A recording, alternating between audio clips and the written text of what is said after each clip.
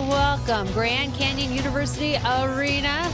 A live look from outside. It looks a little different on the inside, but hey, in a world right now that is ever changing, we are so happy that for the second week in a row, we are bringing you men's Division I college basketball as the Lopes look for their third straight win, with former Suns coach Lindsey Hunter returning to the desert with Mississippi Valley State Delta Devils. Kate Longworth welcoming you into the Lopes pregame show, driven by Nissan, coming at you live here on Fox 10 Extra. And you know, after opening week last week here at GCU Arena, head coach Bryce Drew said it was kind of surreal to be back playing basketball. And I think that's really how we all felt after everything that happened so far here in 2020. It's great to have the game back, and the Lopes are doing it safely. We'll have more on that coming up in the show. But first, let's celebrate the game we have been waiting for. I bring in the rest of my colleagues now who will be on the call here for the game tonight. Scott Williams joining Barry Boutel. And guys, after that big win over their neighboring Benedictine Mesa on Saturday night, what stands out to you? It's still early in the season, but we've seen two strong games now so far from the Lopes. Yeah, Kate, a lot stands out, right? I mean, the depth on this bench, the big men, they haven't had a tandem, the Twin Towers, up until this point. There's a lot to be looking at here early on that's a positive. Yeah, if you're Coach Drew, you're licking your chops because he's really got himself a talented squad. The big guys down low have been phenomenal. The perimeter play's been great. And like you said, the bump off the bench has been tremendous. But let's take a look at the big guys. Let's go back to that first game against Grambling State. This guy was a one-man wrecking ball in this game, just grabbing everything that came off the glass. A career high 15 rebounds. I mean, he's so good and so strong around the basket. He's got good hands. He's got good footwork. The thing I like about him, he plays within his game. He got in a couple times where he's got his chain yanked by Coach Drew for shooting a three-point shot, but then he comes back the second game and goes right back inside, uses his length around the offensive basket. He's 10 of 12 from the field. I don't know if there's too many players or teams even in the Western Athletic Conference can handle a guy of mid-guard size at 7 feet, 270 pounds. A little getting to know Ashbourne Midgard. He grew up in Helsingør, Denmark. Ashbourne is Danish for God's bear. These are the types of things that you only see here on GCU television right here. His favorite shows, like many of us, The Office and The Walking Dead. How about 26 points in the last two games for Ashbourne Midgard?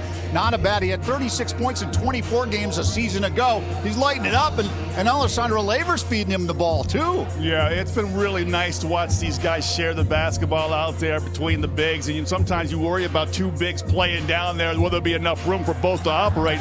But it's really nice because Laver's got the ability to step out on the perimeter off the block. I love some of the passing that we've seen early on, the high-low, the low-to-high, the big-to-big. I love this swing and then a dump down. That extra pass, you get a defender on your back. Gabe does a good job of calling for the ball in a strong position. So they're really moving the basketball well. They had 20 assists last time out. Yeah. And Laver, he had 5 in the game against Benedictine, 6 overall. 9 players had assists in the game. They are dishing the ball around. Well, you got a lot of new guys that you're working in here, and that's good to see that they're all trying to make the extra pass, and that just builds that team camaraderie. Well, on the opposing bench is Lindsey Hunter, a name that is familiar to Phoenix Suns fans, no doubt. He's leading at the helm in his second season as head coach of the Mississippi Valley State Delta Devils. A season ago, they were 3-27. He's definitely in a rebuilding program. Yeah, he's in a rebuilding program, but if I know Lindsey, he's a hard worker. He's going to get after it. He's got to get his team playing a little bit of solid defense right now. They're giving up a high percentage from the field, something that he won't be excited about, that continues all season long, and just giving up too many points right now to the opponents, 118 points a game through 3 games. 17-year NBA veteran, of course, the one-time coach of the Phoenix Suns and one-time teammate of yours. That's right. Yeah, we had a good run in Milwaukee some 20 years ago. Don't know where the time has gone. Well, it's great to be able to chat with you again and bring you GCU basketball. Game 3, they're looking to extend this season-opening winning streak. Kate, we'll send it back down to you. Well, guys, you mentioned Hunter. The one thing about him and his guys and their plan tonight, it's not just one Lopes player they're going to have to control and contain. It's a whole lot of them. 15 different Lopes players saw action in Saturday's game, 12 of them logging points to their name. So, Scott, I just turn it back to you. How successful can this Lopes team be if they can continue to find this depth on their bench? Well, I love it. Like I say, it's a great problem for Coach Drew and his staff to have. You got a lot of guys, 1 through 10, really step in any ball game and contribute. If you have a slight injury, somebody gets in foul trouble, you know you got a solid replacement you can plug right in there. And when they come in off the bench, they don't try to do much. That's too much. They play within what the framework of their game is giving them. Chance McMillan was a star on Saturday, 11 points and 3 threes. Miller Moore, Gabe, Stone, Smith, all those guys really understand the offense. They understand the importance of moving without the basketball and making that extra pass, and they're just having some fun. And even the freshmen, they're so poised on the court. I mean, they just come right off. They come in waves now. This is really the first time that we've been around a GCU basketball team that has this ability to roll out another unit off of that bench. And we've seen others, you know, the Dwayne Russells pile up big-time minutes, the Josh Brauns in years past. To be able to sustain and keep those minutes manageable for the coaching staff during this perhaps long stretch, and then certainly as they go into tourney time, that's got to be just a huge bonus. Yeah, agreed, guys, because the guy, you know, your starters are getting a breather, and then the composure, like you mentioned, you're seeing off the bench, even from the youth. You can expect some silly mistakes in those early games, but the Lopes, well, they seem to be in control, whether you're on that first team, the starters, or on the backup bench. Thank you so much, guys. Don't go too far away. You got a game to call. And still to come here on the Lopes pregame show, we're going to take a quick break. There is social distancing happening inside GCU Arena. If you see the limited amount of fans in here, they're probably already roommates in that same bubble, if you will. But when we come back, Barry goes one-on-one with head coach Bryce Drew to get the lowdown on tonight's game plan. It's the 20th anniversary of Operation Santa Claus. We've been feeding families and making kids happy for 20 years. 2020 has been tough for everyone. More kids, more families need your help this year. In celebration of 20 years, please donate $20 or bring donations to Sanderson Ford, Sanderson Lincoln, or the UPS store nearest you. And you might just win a new F-150 truck or a Lincoln Corsair. Donations benefit local charities only. For more info, go to givetotheclaus.com. It's time to get away. It's time to escape. It's a new day to play. Your retreat awaits at Talking Stick Resort. Indulge your appetite for excitement with our thrilling table games, our electrifying slots, our outstanding restaurants, and our exceptional accommodations. It's all waiting for you. It's a new day to play at Talking Stick Resort. Play in style.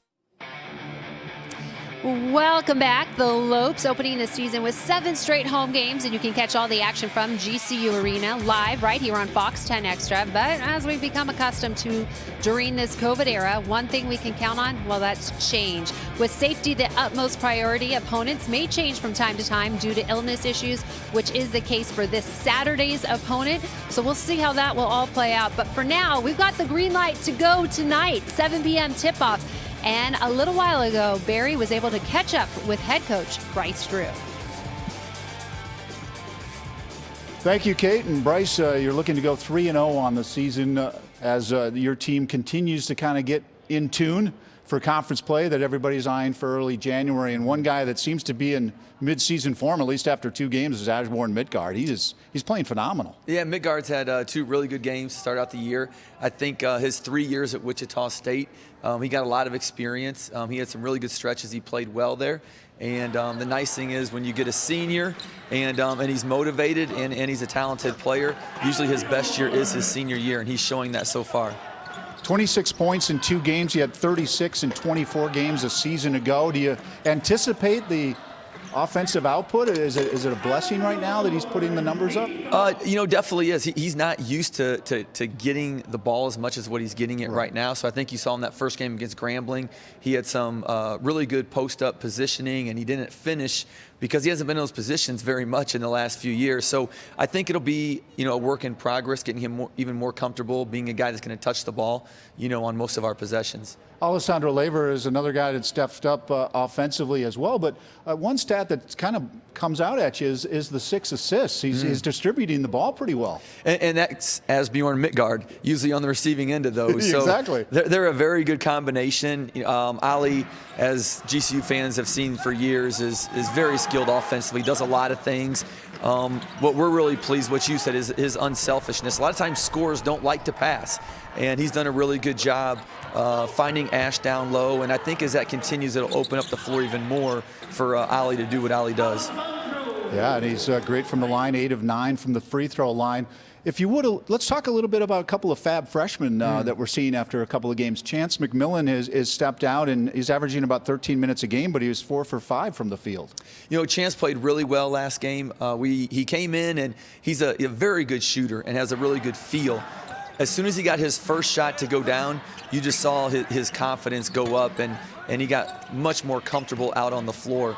And when he's comfortable and when he's open and shoots the ball, he can do some really, really good things, which he showed in that second half on Saturday. 3 of 4 from the arc. And another freshman that's standing up is Jaden Stone, a perfect 5 for 5 from the free throw line. And he seems to have a lot of energy on the floor. He does. He's a very active player, covers a lot of ground. He's very good at getting to loose balls. He shoots it better than what he has shot it so far. And, we look forward to him getting a breakout game, kind of like Chance got, where, he makes 3-4 threes and really stretches the defense. And he is a plus 19. You've got to like that number when he is a plus 7 and a plus 12 consecutively. Yeah, I'm glad that you pointed that out. We're very big on the plus minus. Okay, and at the end of the day, you want guys on the court that are plus and helping you win games. Amen, yeah. And it doesn't matter if they're scoring, just that they're impacting the game in a positive way to help us to be able to have a lead. We've talked a little bit prior to this interview and some of the things that you want to see from the team as they continue to get better and fine-tune everything is shot selection. That was one of the things that we talked about. What do you mean by that, and is that just making good choices on the floor? Early in the season, shot selection is always an issue, and especially when players are learning a new system, they're still figuring out where their spots on the floor are and where, against certain defenses, where those shots are going to come from. So, it's definitely a work in progress for all teams this time of year, but even more for players in a new offensive system. So I thought last game, first half we took a couple bad ones, but it got much better after that. Hopefully today we can pick up where we left off and take good shots and, get the ball inside when it needs to go inside. You take on a Mississippi Valley State team, Lindsey Hunter at the helm, a 17-year NBA player. You, of course, played in the NBA as well. His son's playing with him, and you, of course, played for your father, Homer Drew. What's it like to play for your dad, when your dad's on the bench? For me, it was a very special time to be able to be in that locker room, be on buses, just be on road trips, playing together, dream together, all of those things, which I'm sure they're having those similar type, memories in the making right now. And as we all know, Lindsey was a great player. He was a great coach, head coach of the Phoenix Suns, for a season out here. So we know that he'll have some good things ready for his team tonight. All right, good luck tonight, Coach. Thank you. All right, head coach Bryce Drew, we'll send it back over to you, Kate. Thank you so much, Barry. And it's so amazing because as fans, we share a love for the game, but imagine if that's happening in your household. We'll be talking a lot about these basketball families, but we're also going to talk safety because none of this would be happening if we didn't have protocol in place. When we come back, how the athletics are handling things here at GCU Arena when it comes to COVID-19. We'll be right back. As a kid, I always dreamed of being a Division I athlete. GCU supported that dream, and they also allowed me to get an education. So when I came to GCU, I was able to transfer enough credits in to fast track my education. So I graduated in 3 years with a master's, and I did it debt-free because I had athletic and academic scholarships. I'm Mackenzie, and I earned my MBA from Grand Canyon University. There's thunder in all of us. Come find your purpose at Grand Canyon University. She said she wasn't hungry. She only wanted a bite. But this isn't just a patty melt. This is a Whataburger patty melt, the all-time favorite, with 2 all-beef patties, Monterey Jack, grilled onions, and creamy pepper sauce. So 1 bite became 2, and 2 became mine. Just a bite, huh? Good thing she's your other all-time favorite. Good thing there's the patty melt at Whataburger. Welcome back to the Lopes pregame show, driven by Nissan. It doesn't look quite the same inside GCU Arena. Safety first here on campus, as well as here with guys on the court. There are fans in the stands, but only a limited amount, 250, all social distance. If you do see fans together in the stands, they're already kind of potted up. They're in that same bubble, whether they are family members, roommates, or close friends. All right, I welcome back now at a safe distance Dr. Kareem Sharaway, who is the GCU team physician. And thank you so much. I know this is your busy season, every season right now when it comes to 2020.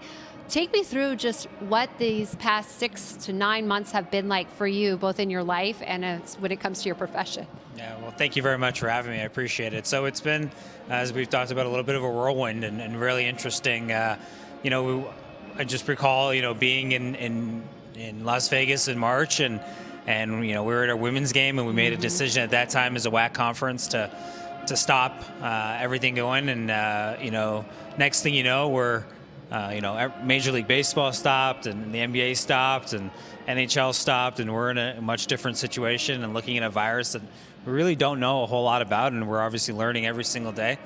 And then obviously, with trying to get sports back online and go on, and, I was lucky enough to be involved in some of the Major League protocols and the NBA, and so brought some of that to the WAC conference and the way we've done things for GCU. And we've had a lot of success, fortunate in trying to keep the kids healthy and moving forward. And, here we are, game 3.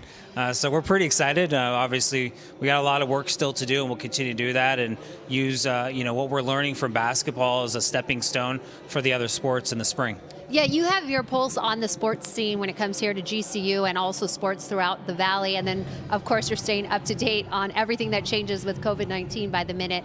So what specifically right now is the role you're playing with GCU athletics? So I've had the fortunate, this is my 4th year being the head team physician for GCU. So I work with our administration staff and Jamie Boggs and with Nick O'Hay, trying to get a lot of this a lot of the protocol set forth for all our teams. We follow, obviously, the NCAA guidelines, CDC guidelines with testing.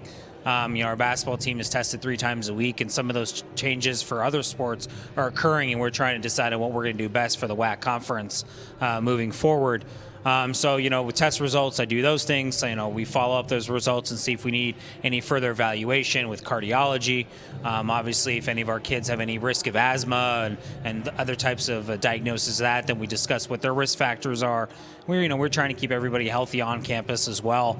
So we look at this not only with the athletics, but also the entire campus to make sure we can protect everybody on this campus, utilizing a lot of the lucky situations we have here, such as having the hotel. We have some of the other dorms that we're able to use. So the university has been very supportive of not just athletics, but the entire university as well, trying to give these kids a college experience. Yeah, you have such a lengthy game plan in place, and I think people are excited to see players back out on the court or the field, but so much is happening behind the scenes. What are some of the precautions you guys are taking? You listed some of them, and just ones that the student campus can take and the student body, and also fans and folks at home. Yeah, absolutely. I mean, obviously, washing your hands, social distancing are obviously the 2 keys. Wearing your masks as well are extremely important. Those are the things that are day-to-day preached by everybody, whether it be CDC, TV, what have you. But I think, obviously, is if you're sick, please stay home. I think that's really important. And there is definitely a difference between having a common cold, which this is the season that we see that. Right. People have the sniffles, they have the changes in the weather. And so, contacting your primary care doctor, but not exposing anyone else if you're sick and staying home. That's very important. And obviously, try and keep the things that you don't normally have to do. Just try not to do them. Either, try and do them as a group in bunches at one time, or, try and stick to maybe we can do that another day and just try and be safe as possible. Grocery delivery, it's amazing, or pickup, right? Well, thank you so much, Dr. Sharaway, because I know with you in the stands every night here, I'm feeling better because I don't leave home much at all, but if I'm going to get out of the house, it's for college basketball, that's for sure. All right, thank you so much for joining us. And when we come back, we still have plenty to talk about because thanks to safety, we get basketball tonight. We're going to talk about some exciting things happening here on campus to continue not only watching basketball, but education first and foremost. We'll be right back. When life seems uncertain, there's one credit union that provides both dollars and cents. Copper State Credit Union. With solutions that focus on our members, you can take advantage of competitive rates, free cashback checking, and local attentive service. Uplifting our community is a standard we live by. That's why thousands of your Arizona neighbors rely on us. Strengthening Arizona families through financial empowerment. That's Copper State Credit Union. From reimagining the way you work to reassessing what you need, you've changed the way you do business. And now, so have we. With no annual contracts and flexible internet and voice solutions, you'll have what you need to get back to business. Rethink, reconnect, reimagine. Switch to Cox Business today. Welcome back to the Lopes pregame show, driven by Nissan. We're counting you down to tip off the Lopes tonight against Lindsey Hunter's Delta Devils. Game action will be coming your way in just a few moments. I'm just outside the court area here in the ARC room, bringing you the Lopes pregame show and talking a little bit about some of the things that happen here at GCU. One of the things this campus strives for is giving back to the community and the youth. And one program that does just that is Students Inspiring Students. It's students here at GCU who go out into the community and tutor and mentor students that are in high school right around the surrounding area here at GCU. Well, pre-pandemic, we were able to catch up with this program to learn about all it's offering and as well as some of the scholarship opportunities they have for the youth.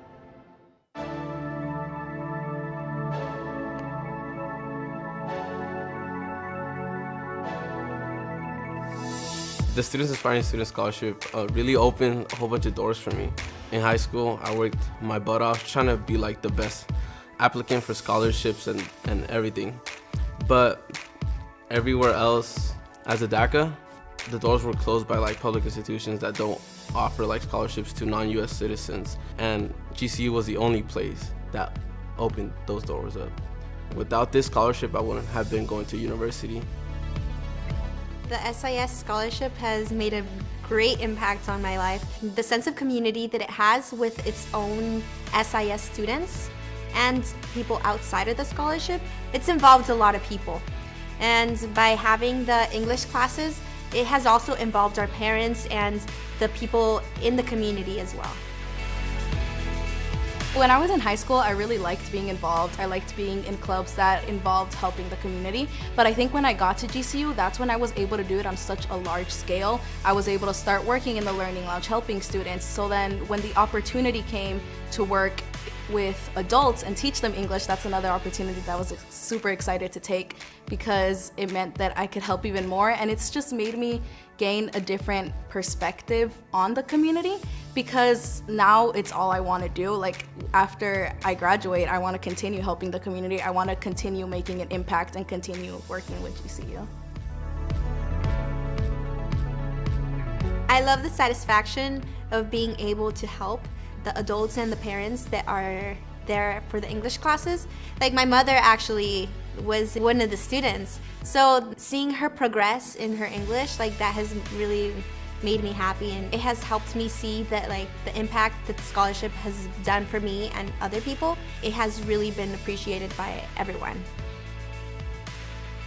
Oh, ellas son increíbles porque nos tienen mucha paciencia, son muy trabajadoras, han sido muy amables y sobre todo pues para ser la primera vez que ellas lo hacen, lo han hecho muy bien. Yo mis respetos para ellas y estoy muy agradecida. I see the happiness in parents when they're like so happy because they know they can help their kids now with their homework. They're getting that confidence and they're learning the language too, so they're like getting more prepared to teach their kids, their own kids, how to do their homework. I think the parents feel like very proud, and so do we as the teachers, they're learning a whole new language and be able to relate to their students with school and everything like that. Yo sí desmayo, así me siento. O sea, para mí ha sido una bendición. Es una alegría completa, es una bendición tan grande. O sea, el hecho de que mi hijo tenga una beca y que nosotros podamos dormir tranquilos, de que él tiene su universidad pagada, que él tiene un futuro tan grandioso por delante, para mí eso es todo. O sea, desde las clases aprovechar, te digo, todos los recursos que me ofrezcan y que eso cambie, aunque sea un poquito para nosotros o para mí en mi vida, eso es algo tremendo. O sea, es una felicidad grande. El hecho de que mi hijo tenga su universidad, eso me da a mí una tranquilidad pues enorme. Para mí, GCU no nada más le cambió la vida a él, sino nos las cambió a todos nosotros. O sea, es una sonrisa constante, la felicidad completa, de verdad. Changing the future. As you can see, this program is having an incredible impact on the West Valley, and you too can support the next generation of leaders. Just head to giving.gcu.edu for more information. Well, the party's just getting started here. We're counting you down to tip off. When we come back, we take a quick trip around the WAC. Don't worry, you don't have to leave your couch. I'll do all the heavy lifting. We'll be right back.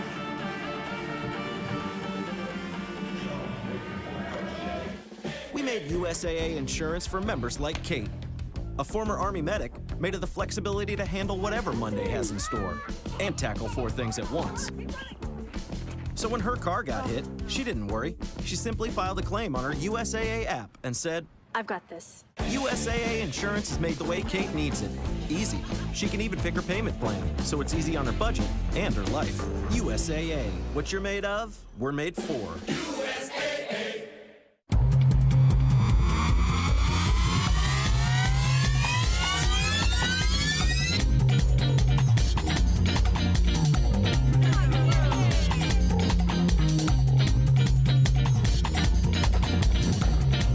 We needed one more member on our roster. Streets of New York is proud to announce Grand Canyon University to our winning team.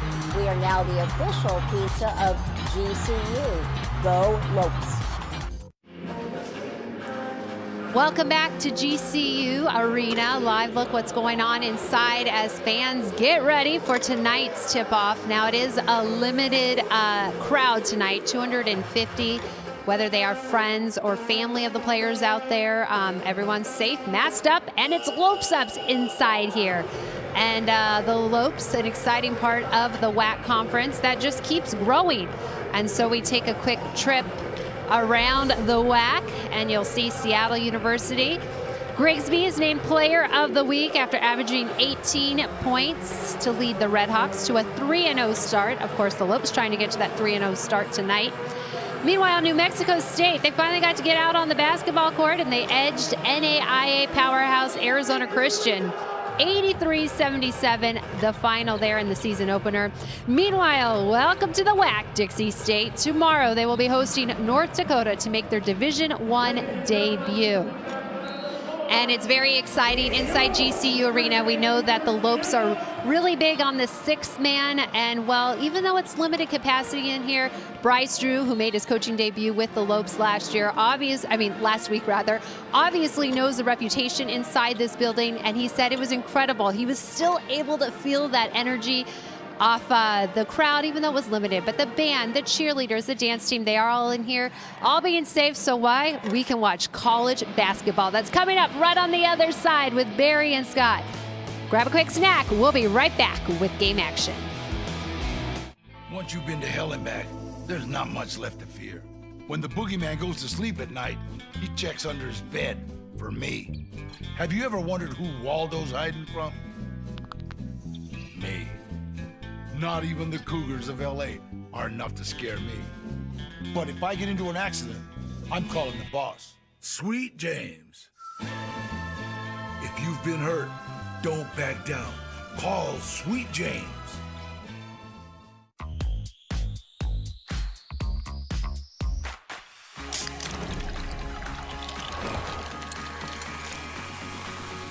Come on and keep me satisfied.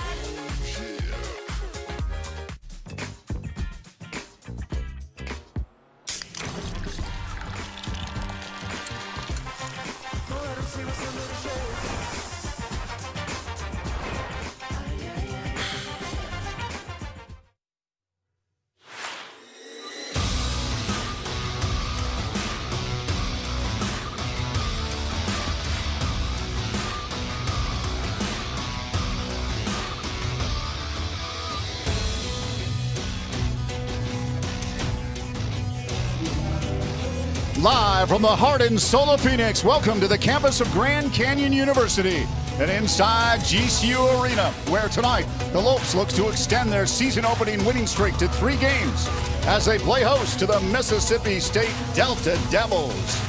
Good evening and welcome to GCU basketball alongside 3-time NBA champion Scott Williams. I'm Barry Butel. Kate Longworth will be along in just a moment. How about it, Scott? This team off to a 2-0 start and everybody's contributing. They're looking good. They're really playing team basketball. They're sharing the basketball. 20 assists their last time out. They're crashing the glass, 46 rebounds, and they're getting some real big work out of the big man inside. No doubt the big man. Ashbourne Midgard, the transfer from Wichita State, has had a career couple of games. The big Ash, the average at a double-double, 13 points, 11.5 boards, really using that 270-pound frame around the basket real well. 10 of 12 last game against Benedictine, just putting the little smaller opponents down in the torture chamber, having his way with them. They'll be taking on a Delta Devils team with their head coach, a familiar face, Lindsey Hunter. Yeah, Lindsey really struggling right now. His team 0-3. They're giving up way too many points. He's got to pick it up on the defensive side of the basketball tonight. Lindsey Hunter, a 17-year NBA veteran, one-time teammate of Scott Williams, and one-time head coach of the Phoenix Suns. He's chatting with head coach Bryce Drew of the Lopes. We're about to tip things off. We'll send it down to the public address announcer, Paul Denuser, to announce our opening prayer.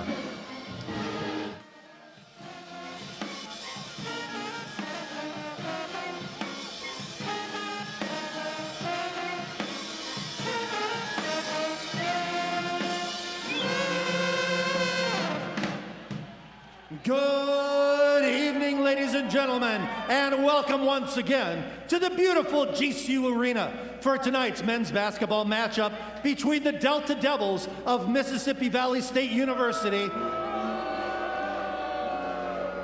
and your Grand Canyon University Antelopes.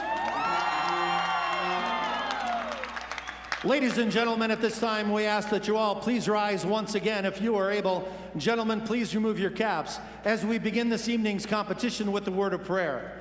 Tonight's prayer is led by Joey Witt, a sophomore majoring in environmental science and a member of the Thundering Herd Pep Band. Let's look to the Lord in prayer. Heavenly Father, we come to you tonight in awe of who you are, what you've done, what you're doing, and what you will do. Father, we ask that you would lay a hand of protection over the players and this country. Father, we ask that you'd give the players strength, give the coaches wisdom, and give the refs clarity in their decisions. Father, we just thank you for being able to freely come tonight and just have a fun game of basketball. So God, we ask that you'd help us be good sportsmen, show respect, give our guests a great night here at GCU Arena, and that we would just keep you on our hearts and that we would glorify you in everything that we do. It's in Jesus' name we pray, amen. Thank you, Joey. Joey Witt with our opening prayer. Lindsey Hunter, as I mentioned, in his second season at the helm as head coach of these Delta Devils, coming in 0-3. Here is Lindsey Hunter's starting 5. Brought to you by Talking Stick Resort. Play in style. Perry Alexander, Cameron Cunningham, Caleb Hunter, Devin Gordon, and Terry Collins. Yeah, Lopes tonight, we're going to keep our eye on Cunningham. He's coming off a career high, 24 points, and he likes to get off to a fast start. 18 of those 24 came in the first half of their last basketball game. Assistant coaches Alan Perry, Will Vance, and Darius Rice for Mississippi Valley State. The opponents in the first 3 games averaging some 118 points, while the Delta Devils averaging just 62. Let's introduce you to GCU.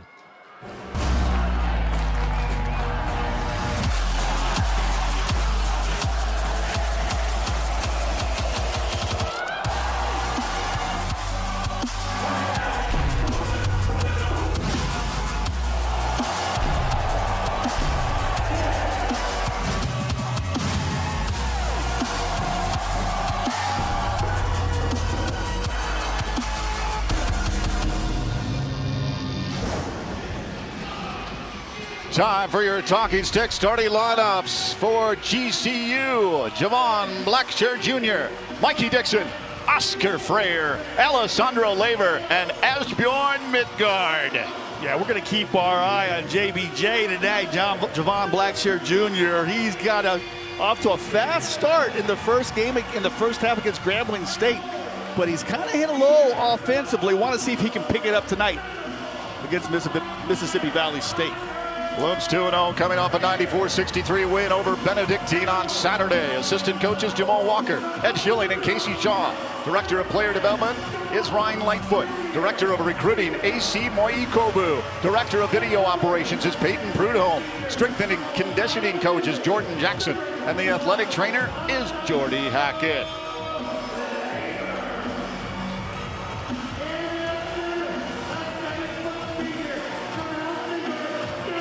Another great atmosphere despite the limited crowd.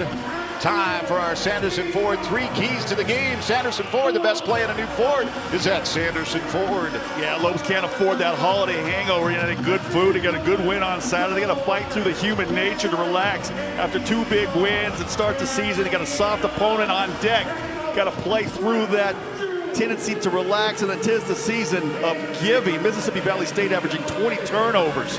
So if they're in the giving mood, it would be rude not to accept those easy turnovers, pressure them, and then run for easy scores on the offensive end. And it's not me game, it's a we game. And this team has had a team first attitude and really helps them bonding. They need to continue that growth. 15 players probably should play tonight. So play for one another, don't play for yourselves. The officials tonight, Deldre Carr, Mike Ojeda, and Crystal Hogan.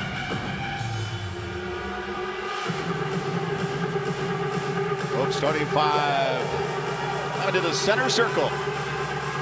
There you see Ashbourne Midgard. Career high in rebounds, followed by a career high in points. Take the opening tip with Cameron Cunningham. We are underway in Phoenix. Here comes GCU. Blackshear moves to his right. Labor cuts back left. Dishes off to Dixon quickly. Frayer. Frayer looked inside. Now to Labor. Moves left. Hands it off to Dixon. Blackshear looking for a seam. Cuts back out. Frayer puts it down inside the arc. Short off the mark, and the Delta Devils come up with it. Hunter in the corner, and a bucket there, a big one from Cameron Cunningham, their leading scorer. Yeah, that's something that they have not done very well this season, is shoot the 3, shooting under 30% out there. So Lopes got to find shooters in transition. Right back in your face, Alessandro Labor with his own 3. Yeah, Labor's done a nice job being able to stretch that defense, kind of that secondary break. Punch the look inside, there's nothing inside. They swing it back through the top to the big man. If they don't close out on him, he can knock that down. Caleb Hunter, coach's son, dishes back. Alexander Perry loses it, top of the key, dishes back out. Cunningham cuts back out. High by Frayer tightly, looking for an opening. Drives, left hand, doesn't drive. I'll tell you what, Oscar Frayer really challenged that driving attempt. Oh, Frayer off the glass, fouled. That's exactly what you want. If you're Coach Drew and that staff over there, you want to see him get that ball off the glass and then push it down into the scoring end in 5 seconds or less. Oscar Frayer, I mean, he challenged the shot at the rim, and then he's cat quick, using his wheels to get back out in transition. He's the one that has an opportunity to go to the free throw line. I'm waiting for that first wide open runway for Oscar Frayer. Oh, had a little bit of room there, but they cut it off. Yeah, those are fun to watch. Yep. Off the mark. Free throw percentage, definitely something the team wants to improve on here early on, just game 3 of the season. Caleb Hunter, high by Blackshear, moves left. Gordon beyond the arc, driving. Stopped by Labor, dishes back out. Hunter marked by Blackshear.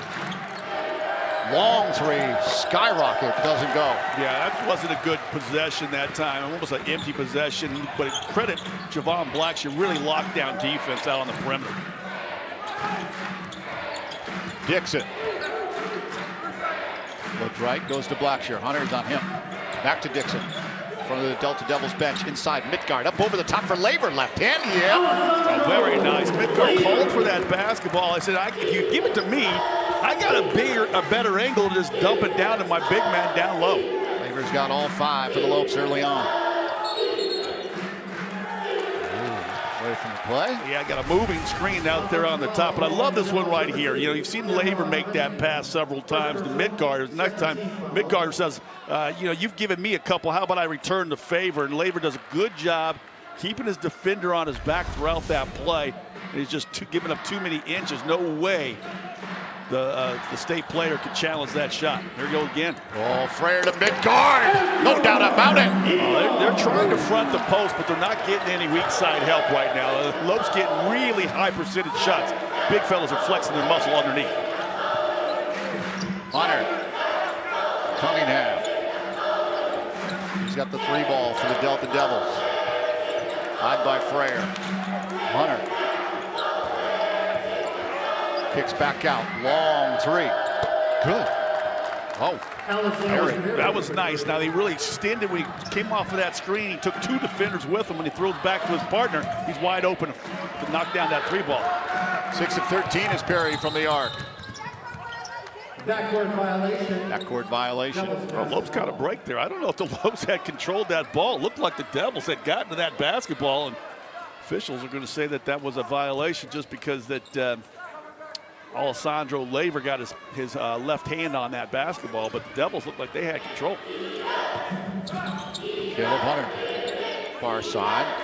Cameron Cunningham, another long. What is going on here? It's raining threes up in here. They've got 3 3-point shots here, and Lopes got to close out on these shooters. Sometimes the stat sheet can be wrong.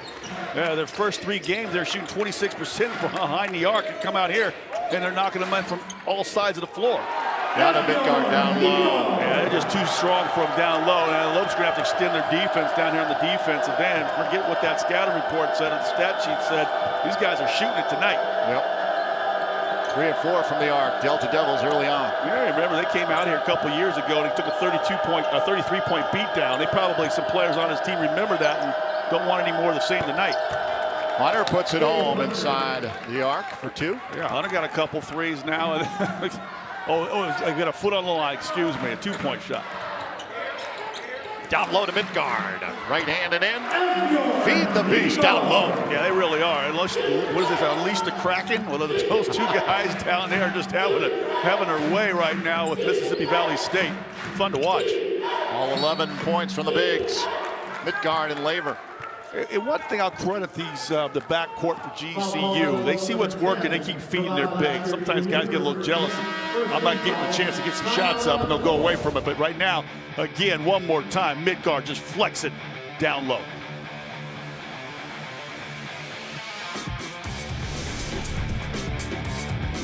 It's the 20th anniversary of Operation Santa Claus. We've been feeding families and making kids happy for 20 years. 2020 has been tough for everyone. More kids, more families need your help this year. In celebration of 20 years, please donate $20 or bring donations to Sanderson Ford, Sanderson Lincoln, or the UPS store nearest you. And you might just win a new F-150 truck or a Lincoln Corsair. Donations benefit local charities only. For more info, go to givetotheclaus.com. It's time to get away. It's time to escape. It's a new day to play. Your retreat awaits at Talking Stick Resort. Indulge your appetite for excitement with our thrilling table games, our electrifying slots, our outstanding restaurants, and our exceptional accommodations. It's all waiting for you. It's a new day to play at Talking Stick Resort. Play in style. GCU basketball is brought to you in part by Sanderson Ford. The best play at a new Ford is at Sanderson Ford. By Herff Jones, by your side. By Community Tire Pros, serving Arizona since 1945. And by Talking Stick Resort, play in style. Barry Butel, Scott Williams, Kate Longworth from GCU Arena in Phoenix, and it's been all bigs here early on. Labor and Midgard, all 11 points, 5 for 5 from the field. Yeah, it's a big party. They're just having a lot of fun down there, doing their dance steps down there. All they're really doing is establishing a good wide base, calling for that basketball. Frere doing a good job of finding him. He's got 3 assists. Labor's got 5 points. Midgard 3 for 3 from the field. He's got 6 points plus 1 assist to his big man. Hunter at the line. Kind of funny to say Midgard's got his big man when he goes 7 feet 270. But Labor's a 7-footer. It's like 14 feet. It's a house party. What a luxury to have, right? Yeah. Anything that comes off that glass on the defensive end, that's one thing I will say. Lopes right now, top 25 team in rebounding the basketball, 46 a game. Labor down low to Midgard. Hoop and a harm. Well, okay, he got one from Midgard, and this time Labor pops out there for about 20 feet. He fired a 2-hand overhead pass and just a strike right down to his buddy. And I love the way Midgard catches the ball around his numbers, and he keeps it high. He doesn't bring it down where the little guards can gain an advantage on him. He takes it from his chest, those letters and numbers, straight up to 10 feet and slams it home. A chance for the 3-point play, the old-fashioned way. Sounds like a Nolan Ryan fastball down there. Labor had a little gas on it. Yeah, but he stepped out. Yeah, that's the old Jerry Stackhouse play. Stackhouse, when I played with him in Philadelphia, was good for once a week, stepping out of bounds, trying to get a 3-point shot. It used to drive me nuts. We worked so hard on the defensive end to get a stop. The Carolina guy, and I tell him, Jerry, you got to stop doing that, man. I'm going to start finding you every time you step out of bounds with the basketball. Blackshear. Dixon, far side. Moves to his right, looks left. Labor trying to back in. Kicks back out. Sean Miller Moore, way off the mark. A little strong on that one. Sean Miller, boy, he likes to get in the basketball game and get in that offensive column. Not getting back in transition that time, not making a wall around that painted area. Was that but Blackshear had to commit the foul. Terry Collins at the line, 67% free throw shooter early on this season. Kenner, Louisiana native. Conlon knocks down the first one, so yeah, we only played 5 minutes and 15 seconds. You really thought that Lopes were just going to come out here and pound this team and be up by about 15 at the 10-minute mark, but give Mississippi Valley State a lot of credit. They're tired of taking it on the chin from these teams. They are the second worst team on points allowed on the season out of over 300 ball clubs. So they've tried to come out here and play a little better than they have the first 3 basketball games of the season for them. Lopes 0 for 3 from the line, while Mississippi Valley is 2 of 4. Stopping, popping Blackshear. Big rebound. Midgard can't pull it in. Yeah, a rare one that slipped out of Midgard's mitts. Collins dishes back out. Perry drives. Steps into the paint. Lost it a little bit. Had to kick it back out to Gordon. Gordon, a long 3. Oh, goodness gracious.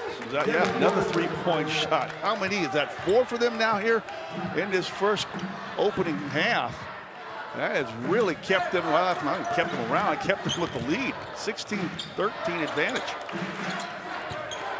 Blackshear to back. Midgard down low, trying to bust his way through. Whistle.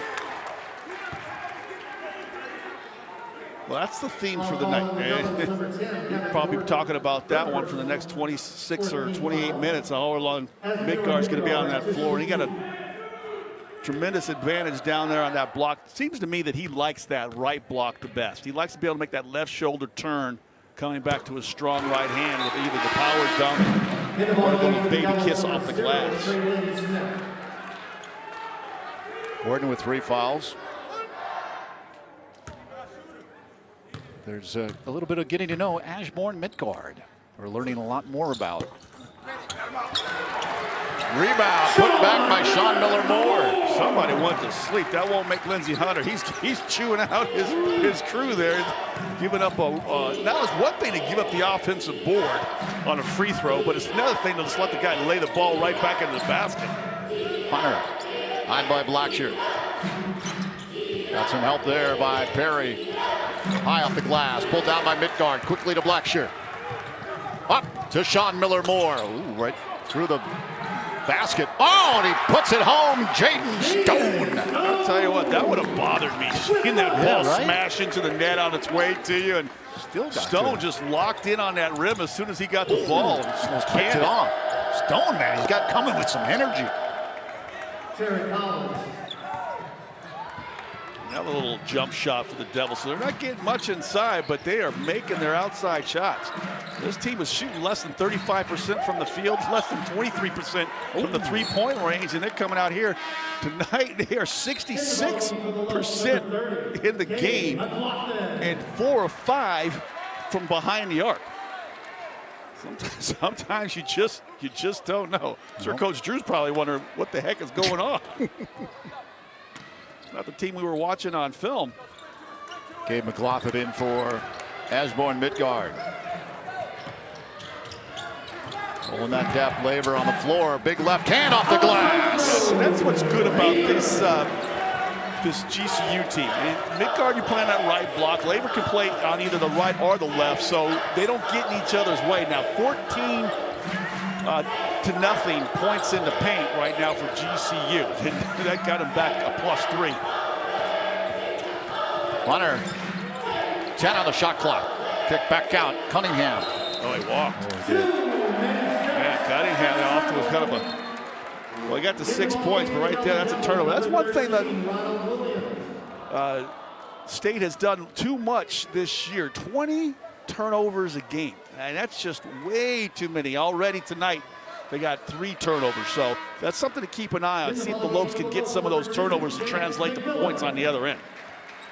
Yeah, we saw 15 in the opener for the Lopes and just 5 against Benedictine in game 2 of the season. Not bad. They did, and most of those 5 came in the first half. So really through 3 halves of basketball, they had about 20 turnovers, and now that they've really kind of ratcheted it back down, taking much better care of the basketball. Only 1 turnover tonight, another jump shot from the outside.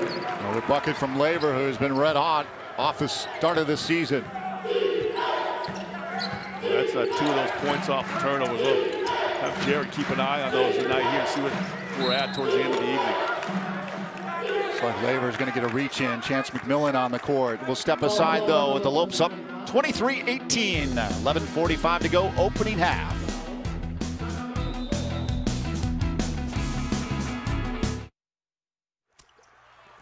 Joel Embiid is unhappy. Like, really unhappy. Because the internet keeps using not-so-amazing GIFs to react to his amazing highlights. Mountain Dew presents the Joel Embiid Deserves Better Reactions GIF Collection.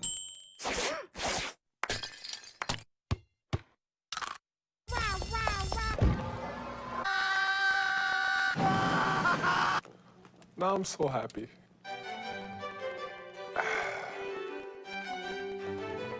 As a kid, I always dreamed of being a Division I athlete. GCU supported that dream, and they also allowed me to get an education. So when I came to GCU, I was able to transfer enough credits in to fast track my education. So I graduated in 3 years with a master's, and I did it debt-free because I had athletic and academic scholarships. I'm Mackenzie, and I earned my MBA from Grand Canyon University. There's thunder in all of us. Come find your purpose at Grand Canyon University. Welcome back inside GCU Arena. Kate Longworth here. The Lopes with a 5-point lead right now over Mississippi Valley State. And you see a familiar face over there on the bench. Former interim head coach with Phoenix Suns, Lindsey Hunter. But not only a special night to return to the desert, but he does so with family in tow. His son, Caleb, playing for his team. The guard was a standout last year in his freshman year, taking home SWAC Freshman of the Year honors. And then this year, he was already second in scoring for the team, kind of carrying them on his shoulder already as a sophomore.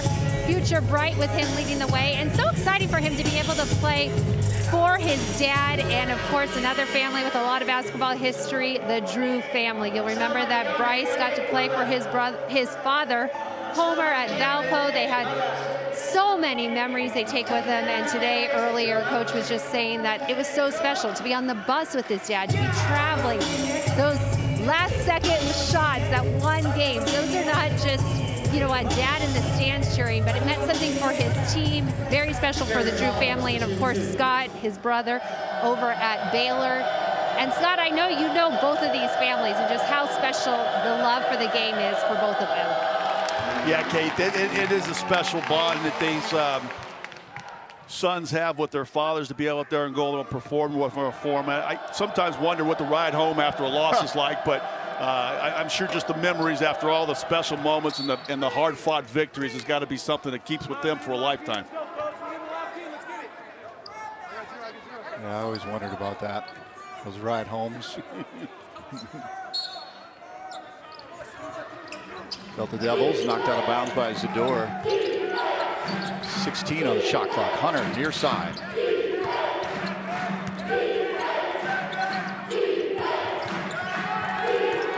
Collins step back. 6 on the shot clock. Got to do something quickly. Cunningham 2-1 shot clock violation. Well, that won't make Lindsey Hunter real happy coming out of that timeout. His team was very stagnant on offense. Nobody cutting through. I almost thought the Lopes were in a zone defense because players were able to just stand in one spot off the basketball. Nobody was moving without the ball, and they locked them up for 30 seconds. Lopes field goal percentage 77%. Wow, Mississippi Valley 67%. Yeah, and on top of that, Barry, real quick, 9 assists on 10 made field goals, so really sharing that ball well, of course, helps when you can dump it into those big bodies down low. Sean Miller-Moore kicks it back out, wide open look from the corner. That's off the mark by Chance McMillan. I'm going to keep my eye on Zador tonight. He didn't really get into the scoring action Saturday night against Benedictine. Let's see what this kid can do and coming back from a subpar performance. Yeah, you were excited after that Grambling. Oh, I really like him. I think he's going to be just fine. Look at him calling for that ball inside down low. Oh, got hacked. That was a nice job down there. He went down there, spread out wide. He's got length. Look how long his arms are. Tie his shoelaces and barely bending over at the waist. He's got some real long arms, and he made himself, his presence known down there to guard. Like, give me the ball. I got this guy right on my back. Like 6'10". He's got the arms of a 7'2" man. Brings that one out. 2 of 4 coming into the game from the line for Zador from Yalta, Ukraine, by way of Weber State. Yeah, down there, he said a resort community down there in the Ukraine, down on that Crimea Sea down there. I wonder the thing these guys are doing from the free throw lines. Zador's got too good a stroke to go 0 for 2 from the line. Right now, the Lopes 1 for 7 as a team. They're just taking they're not taking enough time. They get that ball, and it's like it's a live grenade, and they got to get it up out of their hands too quickly. When you're struggling, take an extra moment or two of pause. Get your eyes set, make sure you're on balance, and really lock in on that rim before you go into your shooting motion. Another 3 attempt by Mississippi Valley State. It'll be Lopes' ball. McLaughlin was called for the foul prior to their drive up the court for the Delta Devils. Snow's got a lady official out there tonight. I'd love to see that. Again, that protocol. Officials can't get out of their car before they're tested. Crystal Hogan is who you're referring to. Before they're tested. Once the test comes back, they're cleared to get out of the car. That's the type of protocol that is being placed here under COVID-19. Blacksher off the mark with a 3. Foul underneath the bucket. I'm not quite sure who they got that one on there. Crystal's the one that blew her whistle down. We were just talking about her, and I think it was one of the Devils trying to push on Midgard down there. Got a little too aggressive, trying to get him out of the way. Exactly, probably used all his might, and I think the officials thought that was a bit too much. Midgard trying to work his way in. He lost the ball. Nice pocket pick there by Terry Collins.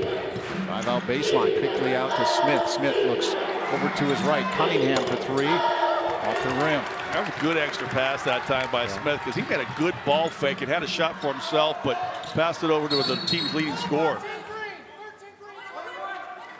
Looks like they got 13 green. Yeah, Midgard's going to go more now. Yeah, Midgard's going to go to the line. Mississippi Valley State is over the limit.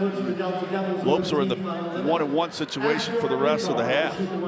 But that's Midgard. He comes out and he is doing damage down low, and of course the coaching staff from Mississippi Valley State is chomping at the bit to start pushing those big guys out away from the basket, and now they're picking up fouls as a result. Sean Miller Moore quickly on the miss. We get Midgard shoot 100 free throws for a day for the rest of the season. No more threes either. Blackshirt got swarmed. Foul there by Ronald Williams. Back-to-back fouls on number 13. I love this one about Blackshirt. He's been kind of struggling for the last game and a half from the field. And there's no better way to get yourself going than by driving inside, getting a layup, or getting a foul where you can get to that free throw line. Work on your stroke, your in-game stroke. But right now, the Lopes are really struggling. Are you sure that basket's straight down there? Because they're shooting like it's crooked. 1 for 9 from the free throw line. This is this one. I'm going to eat my stat sheet. Oh, come on. I've never seen a team start 1 for 10. Get ready. It's guaranteed this one's going down. I got my stat sheet right here. All right. I don't know if I want him to make it. There we go. JBJ kind of bailed me out. That would have been good TV right there. You need a fiber diet. Hunter, bounce pass, Collins. Good play good hands there by Coach Schilling on the bench. Yeah, and that's the one where, Coach Lindsey Hunter, he's got about 3 paces onto the floor there. You work on that one in practice. The guy knows he's supposed to drift down to the corner to shoot that corner 3. So why his teammate was looking for him up on the wing was beyond me. Obviously, Coach Hunter wasn't sure either. Frayer feeding Laver, kick back out, wide open look, Jaden Stone, heavy rebound, Blackshirt. How good is Blackshirt getting in there and getting that 16-foot rebound? He did it all last year as well. Later with a little floater from the top of the game. That was cute out of the 7-footer. That's cute, something you see like the little 6'2" and under guys do with that little floater. Now 6 points off of turnovers. We said we're going to watch that one. And our statistician Jared is all on top of that one tonight.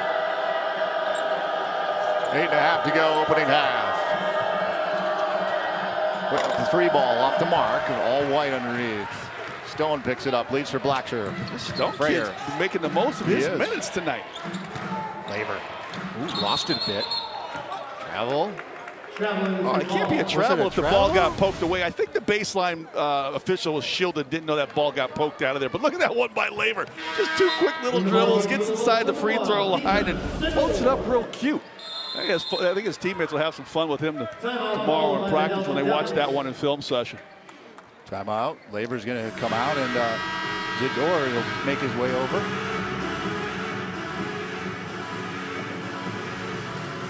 So timeout on the floor with the Lopes trying to distance themselves here early on a 7-0 run here for GCU.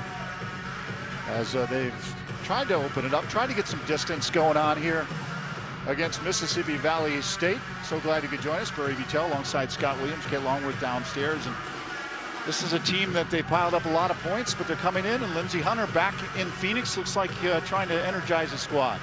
Yeah, I mean, they came out with a lot more energy, and they're giving up some points, but they're also making some points, too. They're knocking down the 3 ball tonight. Yeah, the big men are being heard from again here tonight. Laver and Midgard doing damage. Yeah, I like the way these guys go. 20 points between the 2 of them. They really do a nice job sharing down the low post down low, and that was a nice one there to really set the tone, the outside game of Lavers. Then he can go inside, uses that big wide frame, the mid-game jump shot. We saw the floater at one point as well. When he's not operating the big Ashty, he's getting down on that right block and really just doing some damage. Well, that's the one he shows on the left block. It slammed it right over the small defender and then seals nicely. 2-hand finish, couple dunks already in this basketball game. And I like that one right there because you're stepping across the defender, you're sealing him quickly. You're just using your experience and your size. He's got really good hands around the basket. For every 3-point shot that GCU makes, Copper State Credit Union will make a donation to the Students Inspiring Student Scholarship. For more information, please go to Giving. GCU.edu. Mississippi Valley State started hot from the arc, 3 of 4. Since that point, they are 1 of 5.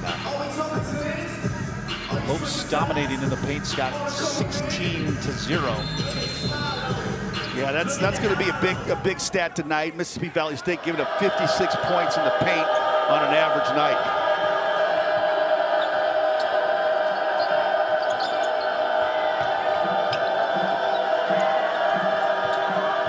Isidore eyeing Perry. Hunter comes out. Blackshear's on him. Perry tried to free him up, enough for the three-pointer. Foul. Yeah, now they're not getting their feet set on those screens, and they're racking up these fouls. What is that now? 8 personal fouls, 19 fouls, and that's the 6th already turnover in this game. So we got 8 minutes to go. They're on pace to crack that 20-point turnover plateau that they have established on the season. They got to do a better job of valuing the basketball. Look at this one here. Midguard push off. I tell you what, it's a little bit of misdirection. I thought that ball was going to be swung around the top, and they threw it right back down into midguard. He had someone in front of him, someone behind him. I think let's see if that left arm gets extended. Yeah, see that where that left arm was bent, he's fine. As soon as he extends that arm, that's a telltale sign for the officials to blow the whistle. Perry, eyed by Dimazador. Steps back, wants some help. Looking for Queren Walden to do that. High off the glass, not there. Midguard gathers in that.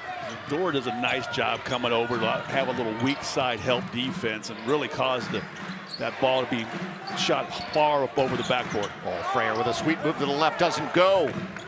You know, that's a little rust on Freyer's game, and that's one he'll take. On midseason, he'll be dunking that ball. Hunter connects. Well, Hunter's got himself a couple long-distance shots. He's got 5 points now to go along with his 3 assists. Dixon stepping back. Blackshear down for Midguard, but he's guarded heavily. Dixon puts up 3. That's going to be short. Midguard with the rebound underneath, and oh boy, no doubt about it. I mean, he's just like a Mack truck down there amongst a bunch of Volvos. He's just having his way on both sides of the basket, on the offensive end and the defensive end. Give the kid 11 points. He's already in double figures in scoring again, and 5 rebounds. Negated the. Hunter can't believe it. I thought that was a pretty good move. Oh, look at Lindsay over there. Lindsay can't believe it either. Look at this one more time by Midguard. Just goes, give me that ball. Let me keep it high. Keeps it right up on his forehead. It still has the strength and power to get back over the rim and dunk that. Now I get it. He's 7 feet. He ain't got to jump that high. But the tendency is to bring that ball down and try to collect yourself to really get up over the rim. But he does a nice job. I guess that's that senior experience. And they're going low again. Feasting on that. Feed down low for Labor. Yeah, that's 14. Excuse me. That's now 12 assists in this basketball game for GCU. And they're just, if you're Blackshear, Dixon, and Stone, it's just like, just keep giving the ball to the big guys underneath. Loose ball picked up by Traylon Smith. Kick back out. Perry off the mark. Loose ball. Ooh, he stepped out. Yeah, it was nice job that time by Perry going down there to try to get that basketball. But as he was trying to power himself back up to the basket with strength, he went for a little kickstand start and stepped on that purple baseline.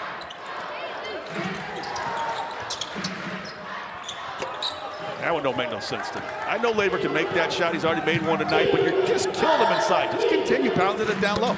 Then you give up the 3 the other end. Terry Collins again.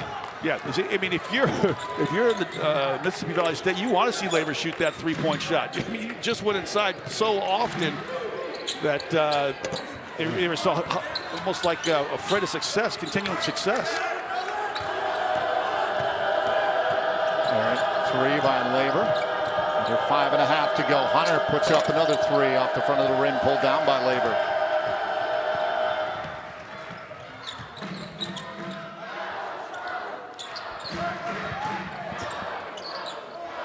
Labor, wide open look. Blackshear says, I'll take it. Kiss. I tell you what, Blackshear's so good at getting that basketball and then spinning amongst the trees and getting inside, put it in. I mean, and that goes back to just that visualization of going down the free throw line when you got that second free throw to go. Something about seeing that ball go through the basket makes the next shot a little easier. Blackshear quickly up for Dixon. Dixon. Hoop and a harm. He came down hard on his forearm, but he's tough. He's up. Maybe got the elbow, the funny bone. But nice job by Tom getting that rebound. And then, I don't even know if, let's see how many seconds come off the shot clock before Dixon puts this ball in the basket. What is that, maybe 3.5 seconds, and they're already laying the ball at the other end. Bench loves it. 3 players coming off of the GCU bench. Give Mikey a little bit of time here.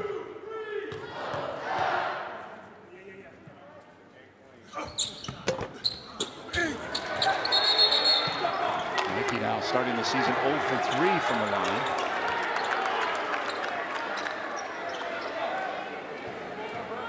I think they're going to call a jump ball on that one. I think a couple players were tied up with that basketball, and an arrow possession is going to go over to Mississippi Valley State. Another job, though. I mean, they're not rebounding real well off of their free throw line. And the Lopes know, hey, we can't make free throws. We're going every time to that class and trying to get that extra possession. Dixon will check out. Stone back in. Blackshear, Sean Miller-Moore, Labor, and Gabe McLaughlin. Smith. Oh, nobody likes passes on the shoelaces, right, Scott? You know that was a pet peeve of mine. Old Allen Iverson, about the only time he ever threw me a ball. Buddy. When you throw it right on top of my socks or my shoes. Gonna try to go down and get it. Only if you can catch it, the only thing you can do is give it back to this little guy. Sean Miller-Moore. Oh, I missed Gabe on the roll. Gabe had a guy on his back. Shut down. Blackshear, wide open look for Labor. Bam! The third time's the charm, I guess. He kind of shrugged his shoulders about time, right? Now he's 2 for 5 from out there. I want to make him feel a little bit better. 16, is that 16 for Labor here with just under 4 to go? Yeah, I mean, he started the game. He had made 6 and 8 shots and then got a couple 3 happy, and now, but he's still 7 of 10 from the field. That's a rare opportunity for the Delta Devils to get second chance points. McLaughlin couldn't grab that ball. Possession comes over to the Delta Devils, under 3.5 to go, opening half. Smith. Over McLaughlin. How about that? I mean, let's give credit where credit is due. Smith with the left hand goes by Labor and then takes it right up over Gabe. Smith had 19 against North Texas. Back out, Blackshear, wide open look for 3. Heavy. Big rebound. Puts back. Gabe McLaughlin. He's got those live legs. They're doing a good job crashing to the glass. I think he gets at least one. Oh, pick it off. Off the glass. Blackshear. Now more points off of turnovers, and Lindsey Hunter had his team right there with about 4 minutes to go, and now all of a sudden the Lopes dialing up the pressure here and getting some easy scores. Offensive rebound, steals in transition, fast break points. Step back, Smith. Off balance, hits the front of the rim. Here we go. Blackshear, Stone, down to Labor. Muscling his way, big right hand and in the hoop. I like that. One dribble, middle, come back, left shoulder turn to your right hand hook. Lopes opening it up, 6-0 run over the last 35 seconds, a 13-2 run over the last 2:35. Hunter, right. Sean Miller-Moore trying to get a hand in, a little step back. Not there, all white underneath the hoop. Blackshear brings it up, 2 minutes to go, opening half. Up high, oh! Sorry, Miller-Moore wanted to bring the house down with that one, he didn't he? did, I was ready for it too. 1:56 to go, opening half, Lopes in control. Once you've been to hell and back, there's not much left to fear. When the boogeyman goes to sleep at night, he checks under his bed for me. Have you ever wondered who Waldo's hiding from? Me. Not even the Cougars of LA are enough to scare me. But if I get into an accident, I'm calling the boss, Sweet James. If you've been hurt, don't back down. Call Sweet James. When life seems uncertain, there's one credit union that provides both dollars and cents. Copper State Credit Union. With solutions that focus on our members, you can take advantage of competitive rates, free cashback checking, and local attentive service. Uplifting our community is a standard we live by. That's why thousands of your Arizona neighbors rely on us. Strengthening Arizona families through financial empowerment. That's Copper State Credit Union. Basketball team as they take on. Welcome back. GCU dominating here in the first half at GCU Arena. Right now the score 43-26 and just under 2 minutes to go in the first half. Let's take a look at the USAA athletic calendar. Tomorrow, women's basketball back in action, coming up their big win in Miller's debut on Friday. They'll go up against Benedictine. Meanwhile, on Saturday, women's basketball also in action at Loyola Marymount versus Loyola Marymount rather. Meanwhile, you see that question mark? We'll get used to it. It's not a Chiron issue. It's the fact that during COVID era, opponents may change. It's always about safety first. So right now, men's basketball slated to go on Saturday. We will see who their opponent will be. No matter what, whenever it's a GCU home game, you can find all the action right here on Fox 10 Extra. And coming up at halftime, I'll tuck in with head coach Bryce Drew. Get his thoughts. So far, guys, it's looking good. It sure is, Kate. Yeah, 9 seconds chance points, a 30-2 advantage points in the paint. Look forward to Kate chatting with the head coach. Coming up in under 2 minutes to go. Labor puts it on the floor. Stone to Blackshear. 3, 2, 1. He's got to put it up. He does. And it's good. That two-pointer had a foot on the line, but he does a really nice job selling a pump fake. Got the defender to bite. Created enough space to get a look at the basket before the shot clock expired. Hunter to Collins. Collins near side. Moves back. Labor on him. Looks for a long three. Front of the rim. Rebound picked up. Jaden Stone. Jaden Stone didn't see Laver. He kind of challenged that shot and released down the down the floor. Gabe near side. Sean Miller-Moore, Blackshear. Back to Stone. Inside the Labor. Good ball movement. Labor trying to find some room. Kick back out. Blackshear wide open. Sean Moore puts it on the floor. Drives in. Sean Miller-Moore called for the charge. Go back to Blackshear that last time down. He gets the ball with 4 seconds. He knows he's got to do something with quick, and then just that little ball fake got the defender to bite. Hits it with zeros on the clock. Blackshear with 7 points, 6 boards, and 3 assists here in the opening half. Hunter. On by Blackshear. Right hand high off the glass. Rebound pulled down by Gabe McLaughlin. Yeah, chance for the Lopes to play for the last shot of the half if they want it. Stone wants it. Give it to him! Well, I guess if you can make a three, you go ahead and take it. Lopes with their largest lead of the game, up 22 points, and really finished this half off nicely at both sides of the floor. 6 points for Stone, 2 of 3 from the arc. Last shot coming up. Oh my. That'll do it. 48-26, the halftime score with the Lopes on top. Jaden Stone from the corner. I thought they might play for the last shot of the half, but Stone got himself in good position, got on balance, and at that point, it's just a long three-point shot and knocked it down. That kid had a really heck of a first half. 48-26 the score. Let's send it down to Kate Longworth with the head coach, Bryce Drew. Thank you, guys. COVID era, we're just getting situated here, but luckily, Coach, your team has not missed a beat. Dominating first half. What do you like that you've seen so far from East Lopes basketball? Well, credit Mississippi Valley State coming out, making shots early. They did a really nice job moving the ball, spreading us out.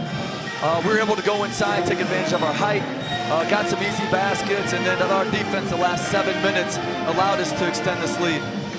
Yeah, it's just Taylor now taking advantage of that height situation.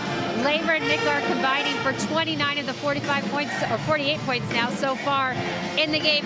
How can these two just go out there and so early early in the season, they seem to be gelling. What do you hope for them to continue doing?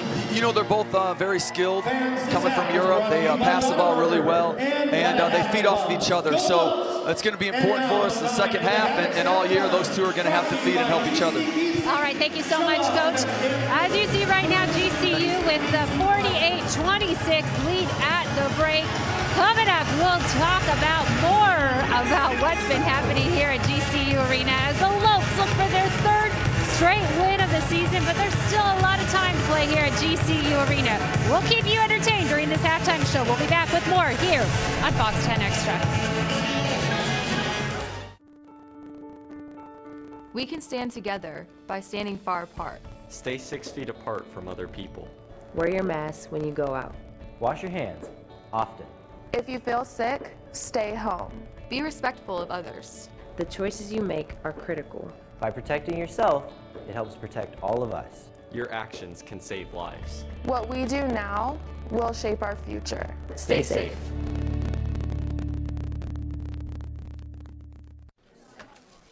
How can you describe Whataburger's honey barbecue chicken strip sandwich? The chicken just has a certain, with the sauce. It gives you a little bit of, and the cheese, it's the exact right amount of, it's almost too hard to put into words. Good thing there's the honey barbecue chicken strip sandwich at Whataburger.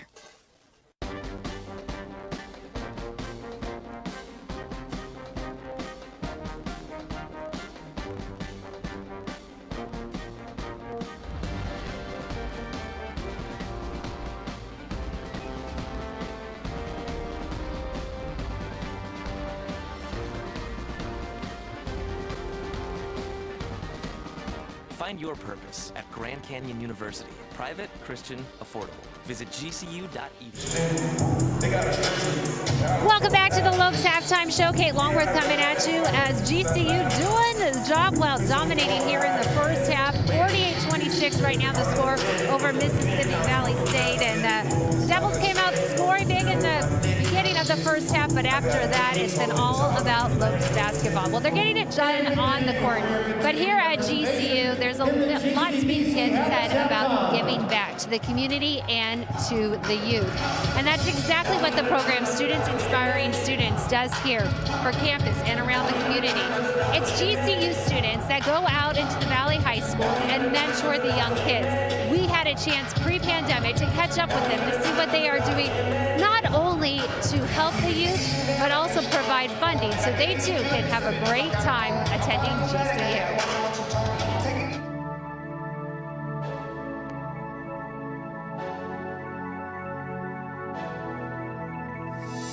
The Students Inspiring Students Scholarship really opened a whole bunch of doors for me. In high school, I worked my butt off trying to be like the best applicant for scholarships and everything. But everywhere else, as a DACA, the doors were closed by like public institutions that don't offer like scholarships to non-US citizens. And GCU was the only place that opened those doors up. Without this scholarship, I wouldn't have been going to university. The SIS scholarship has made a great impact on my life. The sense of community that it has with its own SIS students and people outside of the scholarship, it's involved a lot of people. And by having the English classes, it has also involved our parents and the people in the community as well. When I was in high school, I really liked being involved. I liked being in clubs that involved helping the community. But I think when I got to GCU, that's when I was able to do it on such a large scale. I was able to start working in the Learning Lounge, helping students. So then when the opportunity came to work with adults and teach them English, that's another opportunity that I was super excited to take because it meant that I could help even more. And it's just made me gain a different perspective on the community because now it's all I want to do. Like after I graduate, I want to continue helping the community. I want to continue making an impact and continue working with GCU. I love the satisfaction of being able to help the adults and the parents that are there for the English classes. Like my mother actually was one of the students. So seeing her progress in her English, like that has really made me happy, and it has helped me see that like the impact that the scholarship has done for me and other people. It has really been appreciated by everyone. Ellas son increíbles porque nos tienen mucha paciencia, son muy trabajadoras, han sido muy amables y sobre todo pues para ser la primera vez que ellas lo hacen, lo han hecho muy bien. Yo mis respetos para ellas y estoy muy agradecida. I see the happiness in parents when they're like so happy because they know they can help their kids now with their homework. They're getting that confidence and they're learning the language too, so they're like getting more prepared to teach their kids, their own kids, how to do their homework. I think the parents feel like very proud, and so do we as the teachers. They're learning a whole new language and be able to relate to their students with school and everything like that. Yo sí desmayo, así me siento. O sea, para mí ha sido una bendición. Es una alegría completa, es una bendición tan grande. O sea, el hecho de que mi hijo tenga una beca y que nosotros podamos dormir tranquilos, de que él tiene su universidad pagada, que él tiene un futuro tan grandioso por delante, para mí eso es todo.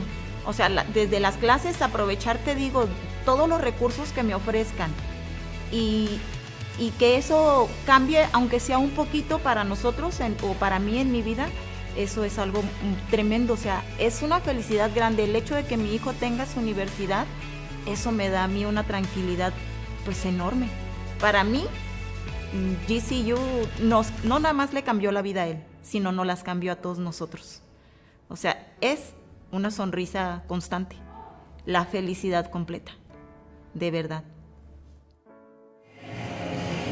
Changing lives in a powerful way. You can see the positive impact this has on the West Valley, the scholarship program, and you too can help support the next generation of leaders by learning more at giving.gcu.edu.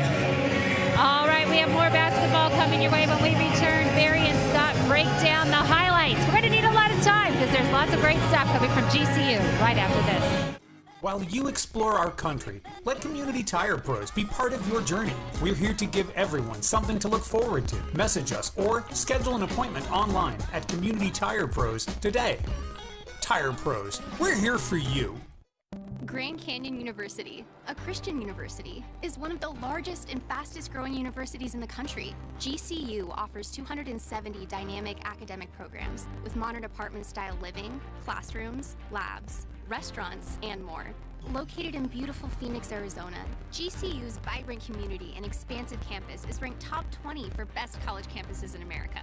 My university integrates the free market system with a welcoming Christian worldview perspective into its academic programs and throughout campus life, so you can put your faith into action and help transform communities. GCU campus students received over $157 million in scholarships in 2020, and many students attend GCU for less than the cost of a state university. Visit gcu.edu/myoffer to see the scholarships you qualify for. Admissible high school seniors can schedule a free visit from anywhere in the country. Find your purpose at Grand Canyon University. Visit gcu.edu/myoffer. When you have the urge to play outside, Tire Pros wants to get you there, offering convenience, selection, and our national roadside assistance. Message us or schedule an appointment online at Community Tire Pros today. Tire Pros, we're here for you. GCU with their biggest halftime lead since February 16th of 2019 at Chicago State as they lead the Delta Devils 48-26. Barry Butel alongside Scott Williams. So glad you could join us for Game 3 of the 2020-21 season. And the Lopes, well, the story continues, and it'll continue until, well, we see some other guys stepping up, and Blackshear's one of them. But Midgard and Laver, definitely the highlight show here in the opening half. Bigs are just having their way out there. I mean, they're flexing their muscles. 30 points in the paint to just 2 for Mississippi Valley State. Let's take a look at our first half highlights, brought to you by the Arizona Leadership Foundation. Well, I love this one early on there. Just kind of that swing, play a little inside out. This is the one where Laver just backs him in, left shoulder turn, that right hand hook. He's got 18 points in this one, and knocked down the 3 ball early in the game, and then after a couple misses, he's like, thank you, I finally got one to go on the left side of the floor after missing a 2 from straight on. And then the big fella, Midgard, Just a big, wide body down there, 5 of 5 from the field, and making his presence felt. I like the way they're getting on the offensive glass. 7 offensive rebounds for the bigs, really. I mean, 29.7 rebounds just for the bigs alone, doing a great job. The only thing they didn't do well was shoot free throws, just 2 of 11 from the line. First half stats brought to you by Commonwealth Insurance, the way insurance should be. You've touched on the points in the paint, though, and the second chance points in favor of the Lopes as well. And the turnovers, just 4 in that opening half. Yeah, doing a better job of taking care of the basketball the last two halves of basketball for sure. I just like the fact that they're pounding them down low. 64% shooting, just 35% for Mississippi Valley State. Blackshear also looking sharp early on as well, as he's at 7 points, 6 boards, and 4 assists. But it's the big man, Ashbourne Midgard, doing the show alongside Ali Laver. We'll be right back. As a kid, I always dreamed of being a Division I athlete. GCU supported that dream, and they also allowed me to get an education. So when I came to GCU, I was able to transfer enough credits in to fast track my education.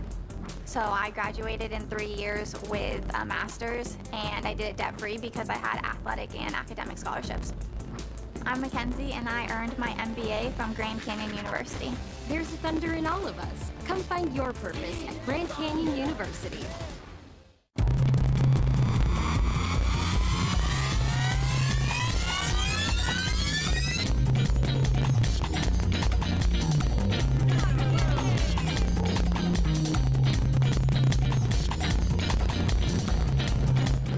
One more member on our roster. Streets of New York is proud to announce Grand Canyon University to our winning team. We are now the official pizza of GCU. Go Lopes. The temperature scanning kiosk from Pacific Office Automation is an easy-to-use, attendant-free device that quickly checks a person's temperature anytime, anywhere. You can now provide peace of mind at schools and universities, grocery stores, restaurants, nursing homes, medical clinics, sporting events, offices, private gatherings, and more. Look to us to help you reduce the risk and be safe. Visit PacificOffice.com. Pacific Office Automation. Problem solved. Getting ready here for second half action at GCU Arena right now. GCU with an over 20-point lead on the Delta Devils. We'll see what the second half entails. Meanwhile, we take a quick trip around the WAC. Fast start for Riley Grisby out of Seattle University. He was named Player of the Week after 18 points to lead the Redhawks to a 3-0 start. New Mexico State got their season underway, taking care of NAIA powerhouse Arizona Christian. All right, we'll be back with more action coming up right after this.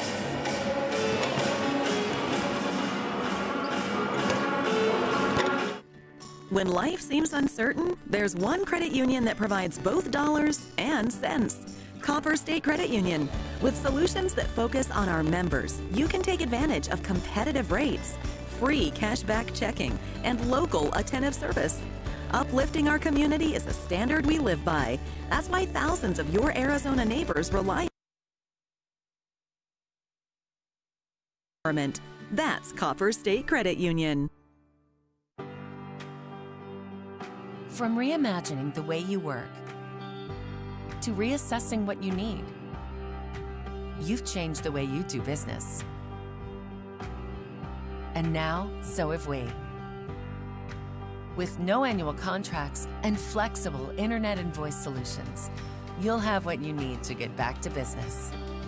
Rethink, reconnect, reimagine. Switch to Cox Business today.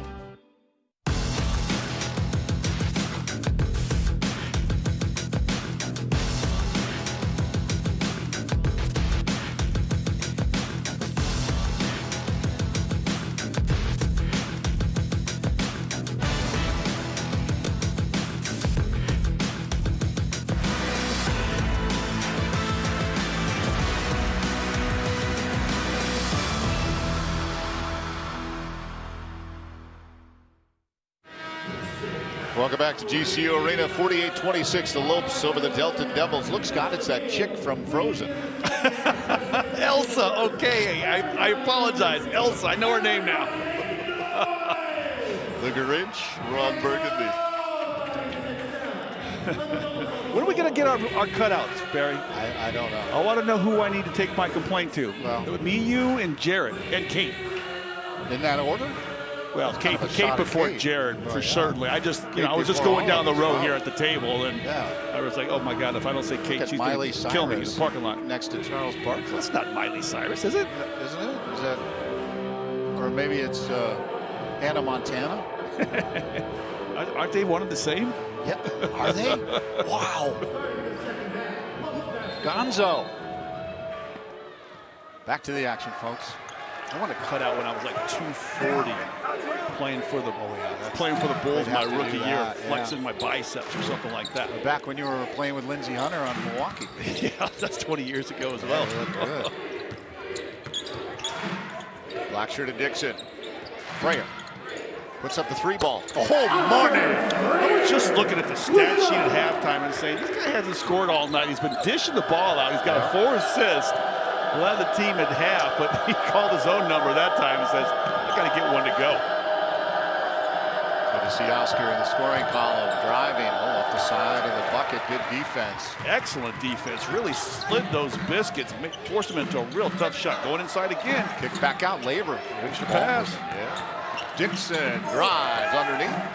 Loose ball picked up by the Delta Devils. I think Dixon was so bent on making sure he got body contact, he didn't finish the shot. Stepped out, did Hunter. Oh. Yeah, Hunter a couple times tonight has penetrated a little too deep amongst these trees and got himself into some trouble. His daddy's telling him, get back on defense. Lindsey's sporting the double swoosh red sweatpants. That's strong. You don't really see a lot of the double swoosh. I don't think I've ever seen the double swoosh. That's a very perceptive of you to pick up on that. You sure you didn't just spill something on his pants? Oh, I stole it from Paul Coro, who posted it online, so I just took it from the Lopes Insider. That's the type of little nuggets you get from the Lopes Insider. Delta Devils. Long distance off the rim, pulled down by Perry. Perry left hand. That doesn't go, and Midgard pulled down the rebound. Yeah, Midgard crashing that glass, coming in out of position. He got 6 boards tonight. I think he's trying to get himself another double-double. Did you see that? Blackshear with some afterburner. Yeah, I think Blackshear and Frere are like, okay, big fellas, you guys had your half. It's time for us to get in the scoring column now. It's got 9 points, 6 boards, and 5 assists. I should have mentioned he led everybody in rebounds in that first half. Just going back and getting those little 16-foot rebounds. Very shot off the mark. Frere to Blackshear. Frere, nice job. Climbing up that rebounding lead, closing that gap on the first place.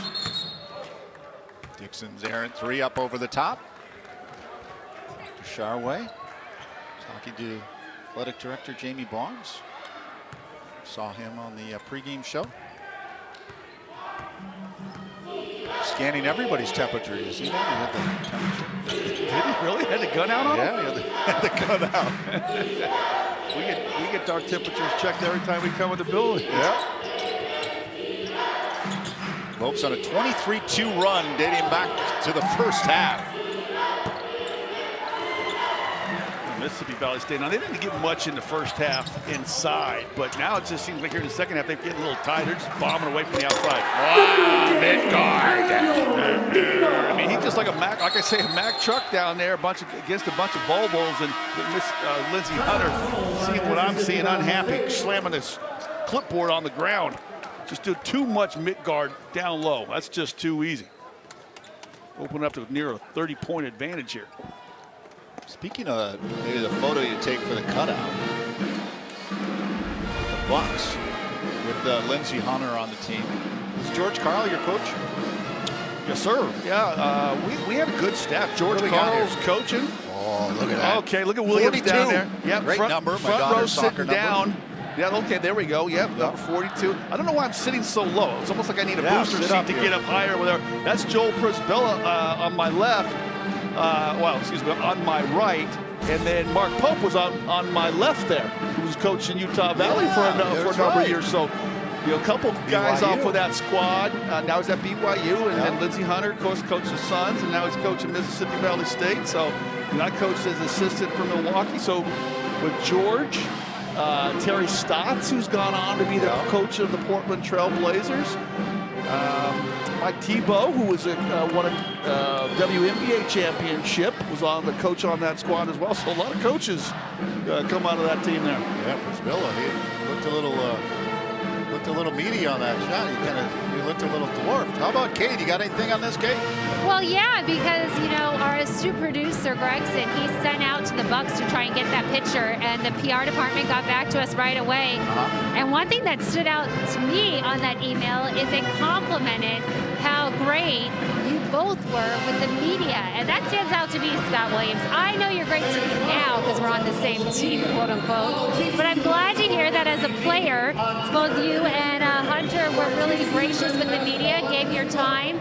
I heard you even had a desk in the PR department. That's a true story, yeah. You had a desk? Yeah. Oh, yeah, that's Dan Smichek. Thank you for sending that picture. And Sherry Hansen was the director of the public relations, and I used to like to go in there and mess with her and listen to Sherry. She had this really high voice with this great laugh, and she was just infectious to be around.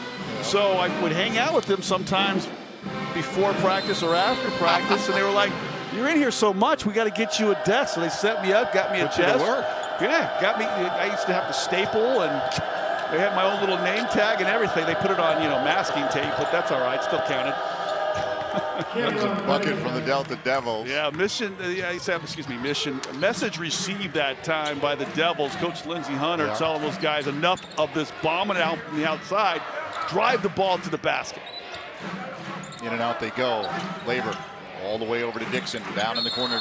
3 seconds in the paint there. Yeah, they got mid guards camping out. Yeah, those big 16s or 17 size shoes are hard to miss when you're staying in there for 4 or 5 seconds at a time. What's the distance of your shoe? I'm a 16. Okay. Yep. Midgard might actually be a little bit bigger than that. He looked like he could be closer to 18 or 19. He's got a nice, firm foundation. Loose ball, Devils out to Hunter. Back into the corner, Gordon. Nothing but net. Hits the 3 ball. Yeah, I mean, they started out on fire, and then I think the Lobes start closing out on those shooters that they fell off for a little while there, and now they're 7-19 from behind the arc. Blacksher plays catch with Dixon. Back to Mikey, quickly to Freyer. 10 on the shot clock. Laver turns to the bucket. Kick back out. Dixon in the corner. Blacksher. Oh, got a hand on it. Did Cameron Cunningham. Cunningham really closed that distance down quickly and got his big mid on that ball and sent it onto the baseline.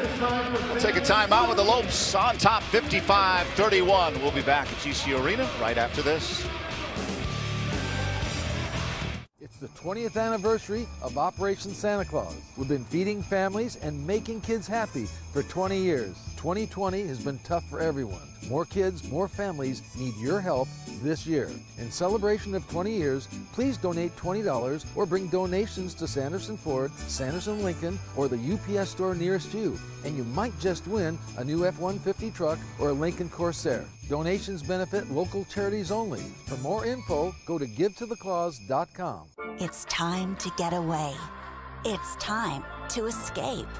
It's a new day to play. Your retreat awaits at Talking Stick Resort. Indulge your appetite for excitement with our thrilling table games, our electrifying slots, our outstanding restaurants, and our exceptional accommodations. It's all waiting for you. It's a new day to play at Talking Stick Resort. Play in style. GCU basketball is brought to you in part by Sanderson Ford. The best play on a new Ford is at Sanderson Ford. By Herff Jones, by your side. By Community Tire Pros, serving Arizona since 1945. And by Talking Stick Resort, play in style. Fans, for every three-point shot that GCU makes, Copper State Credit Union will be making a donation to the Students Inspiring Student Scholarship. For more information, please go to giving.gcu.edu. Legendary Hall of Famer, Homer Drew. It's got to be a big thrill for him to come here to the Valley, move the Valley, and his son gets the head coaching job at Grand Canyon University, best venue in college basketball once we get back to normalcy. Oh, cannot wait. Good execution on a short shot clock. They got a good look right down there in that corner pocket 3-ball. Ooh, Cunningham. Picked off by Frayer. Blackshear. Kicks back out. Midgard quickly to Frayer. I know this Mississippi Valley State team is not have a big threat inside to score points in the paint, but you got to give the Lopes a lot of credit because they got really quick guards that are trying to get to the hole with dribble drive penetration, and they're sliding their feet real well and cutting all that down. Blackshear to Dixon. Up top, Frayer! Oh, come on! Oh, he tried to put too much hot sauce on it. He tried to put a little bit of a reverse jam on it rather than just sitting at home with the two hands. Good googly movement, and the Devils come down and drain it 3. It's funny how that happens. Yep. You had the sure 2. It's almost like a 5-point swing. I mean, that 3 feels like 5 points. The 2 you should have had versus the 3 you give up. Lopes trying to put an end to a over 2-minute drought here. Laver left hand. That doesn't go. Midgard. There you go. The big Ashley down there working the glass. He tried to give it over to his buddy and said, hey, you go ahead and get you one. And Laver couldn't get it down there. Now, hey, here we go. Wheels up. Bam, baby. Welcome back. Well, if at first you don't succeed, try again. Got that one to Comes go. all the way down and grabs the rebound. I'll tell you what, he's having himself a full ball game. He's really stuffing his stat sheet. Got a 3.5 and a dunk. Frayer again. Oh. Not able to get that one to go, but how about it? I mean, look at Frayer's work, Midgard's work, and Laver's work here. Front court guys are really getting the job done. 1 7 for 7, another 8 for 13, and Frayer doing a good job on both rebounds and assists. Oh, Midgard trying to feed Laver down low. Blackshear.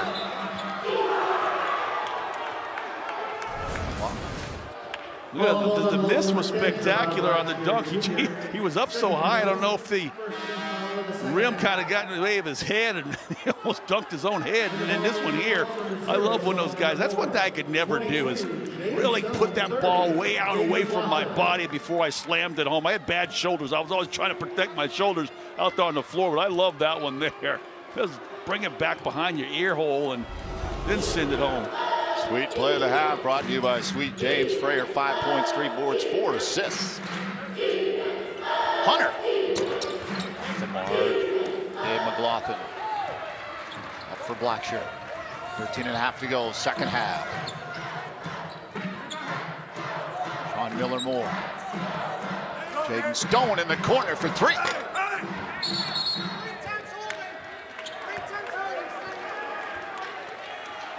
Foul committed. Yeah, that was on Gordon over there. He's like, wait a minute, I'm giving up 120 pounds on this side over here. What do you want me to do? Of course I'm going to hold him. You going to blow the whistle on me for that? When you would be under the hoop, would there be like, did you feel like there was some gnats or something? Some guys that were trying to knock you off and you just kind of laugh at them a little bit? Yeah, some of the smaller schools, you know, definitely. I mean, in the ACC, I had some big guys, some 7-footers I had to battle, but you know, sometimes we played a Pepperdines and the high points. You're like, okay, wait a minute. You got to make sure you come down, you don't land on somebody and squash them. Sean Miller Moore off the mark. Pulled down by the Delta Devils. Terry Collins near side. Down in the corner for Hunter. Hunter for 3. Nothing but net. Yeah, it takes him a little while to get that ball up, but he's fairly accurate with when he shoots it now. What is he? Well, 3 for 9 tonight. With two 3-point shots. Blackshear for Moore to come out. Takes it back. Pulled down the 3. Little floater. Doesn't go. Gabe McLaughlin time to jump a little wrong. Sean Miller Moore with the stop. Off the glass. Poor Gordon. He's like, I got to battle the guy 270 at one end, and then it comes down the other end. He thinks he's got an easy layup, and he gets a shot block. And Miller Moore one more time says, okay, you got one of my teammates, but I'm my brother's keeper. You shall not pass. Oh, my goodness. He gets up just about as high as Frere, doesn't he? Look at his head, all up in the netted area.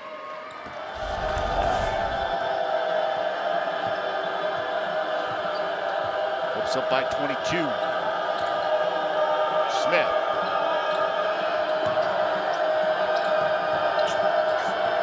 Hunter. Gonna move on Chance McMillan. Stops. The door over there for support defensively. 10 on the shot clock. Kicks back out. Perry. Short. Good closeout, good defense, real nice defensive possession that time, and they finished it off with the rebound. Sean Miller Moore. Oh, put that home, Sean. Zador puts it home. I was just saying how high this guy jumps, and then he goes in there, tries to finesse a layup. He should have just went in there and flushed that thing. 13 second chance points now.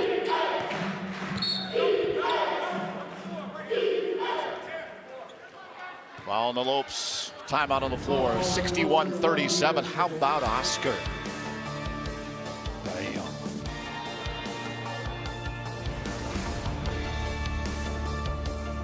Once you've been to hell and back, there's not much left to fear. When the boogeyman goes to sleep at night, he checks under his bed for me. Have you ever wondered who Waldo's hiding from? Me. Not even the Cougars of LA are enough to scare me. But if I get into an accident, I'm calling the boss, Sweet James. If you've been hurt, don't back down. Call Sweet James. We made USAA insurance for members like Kate, a former Army medic made of the flexibility to handle whatever Monday has in store and tackle 4 things at once. So when her car got hit, she didn't worry. She simply filed a claim on her USAA app and said, I've got this. USAA insurance is made the way Kate needs it. Easy. She can even pick her payment plan, so it's easy on her budget and her life. USAA. What you're made of, we're made for. USAA. Yeah, we want to get a lot of possessions within the ball game. We forced 27 turnovers, so I thought that was huge. The more we can get the ball, the better, and the more we can score.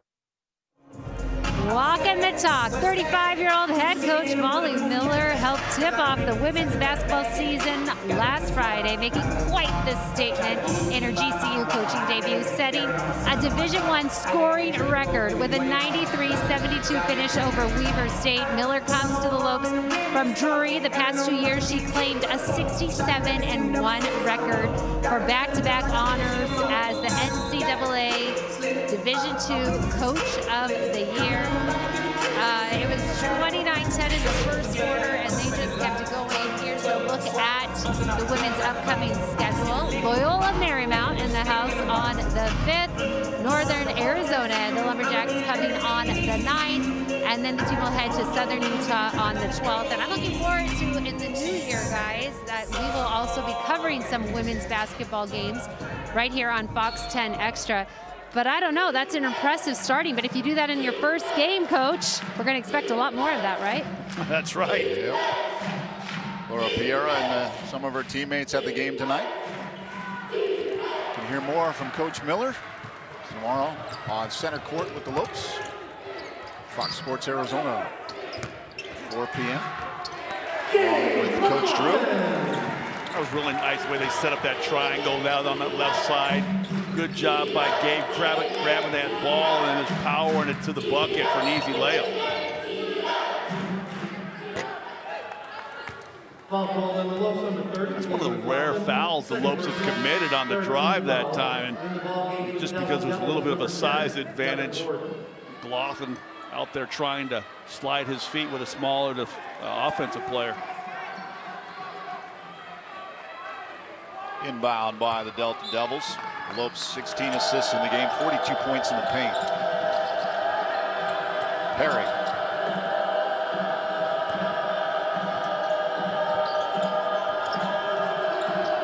Gordon, 10 on the shot clock. Gordon takes it back. Going to drive.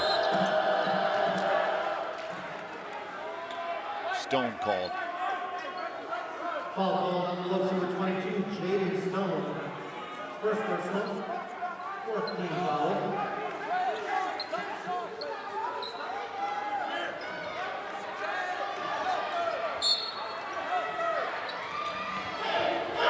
Inbound quickly.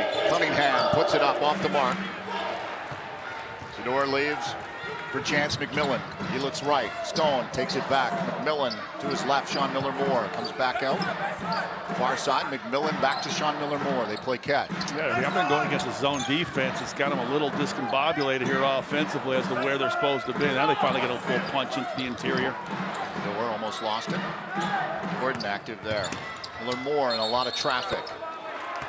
Travel. Yeah, a little bunny hop, and then he slid. You know, the hop was fine, but then he kind of slid his feet after he landed, and officials right on top of that one. That zone defense definitely threw the Lopes off on that possession.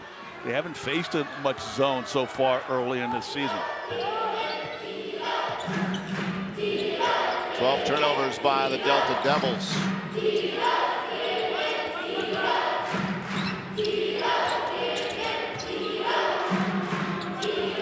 Way off the mark there. 8 for the Lopes turnovers. Under 10 to go. Zador down low. Oh, coming up is Traylon Smith. In the ball game for the Lopes, number 4, Oscar Freyer, 25. Alessandro Weber, 10. Weber, Midgard, and Freyer. Liam Lloyd's going to check in for the first time. For the Devils, number 3, Jalen They're Hunter. just rolling out in waves.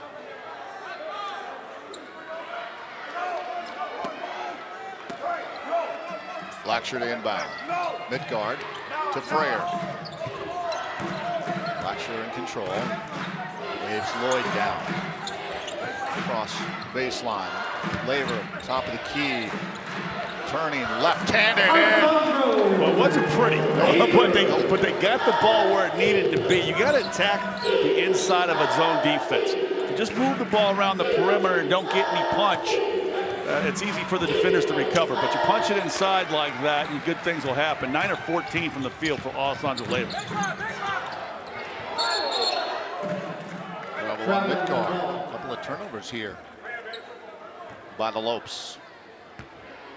Only time Midgard's got himself in trouble where he looks like a fish out of water offensively is when he's shooting the 3 from out there, 24 feet from the basket, or when he's trying to put the ball on the floor. When he catches it and swings it and goes sets of picks, or he looks high-low, he looks like, you know, an all-world player out there. Just certainly a whack first teamer. Little kiss off the glass. Did he call bank on that one? Because I don't think you only give him 2.5 if he didn't call for the bank. I don't know how they put the half up there. They can keep a mental note. See if we need it at the end of the game. Blackshirt. Lloyd, bounce pass. Laver up to Midgard. Gather it in. Freyer quickly. Blackshirt puts it on the floor. Drives right hand off the glass. Yeah, and Alessandro Laver was almost holding his guy off like a roadblock. Opened up a lane for his little buddy to come right down that right side. Hunter.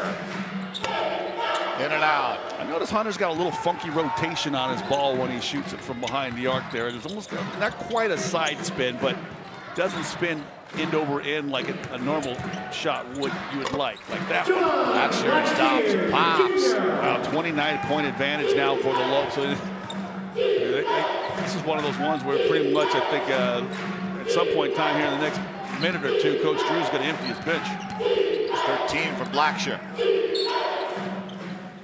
Blackshirt knocks it out. Timeout on the floor. 69-40. Javon Blackshirt has been active, as have quite a few Lopes. 13 points here tonight for the sophomore. And he is, as we've touched on it, he has looked poised from the get-go from his first moment on the court a season ago. And now he's got a lot more to deal with, especially those bigs down low. I think he's loving having both those bigs to be able to throw the ball to. He only averaged about 3.5 assists last year. Still won Rookie of the Year awards in the WAC. But now he's got a couple bigs down there to find when he's out there on that perimeter. And he's averaged, already 6 assists tonight. He's rebounded the ball in space because those couple of guys are having to go to put bodies on his two big guys down there, he's able to get that little 15 to 16-foot rebound and gobble those up as well.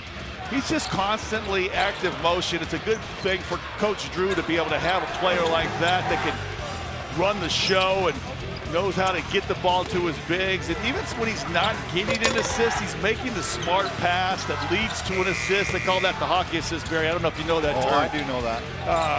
But he's got great court vision, and he's really got the Lopes playing well in these first 3 basketball games. I'm impressed.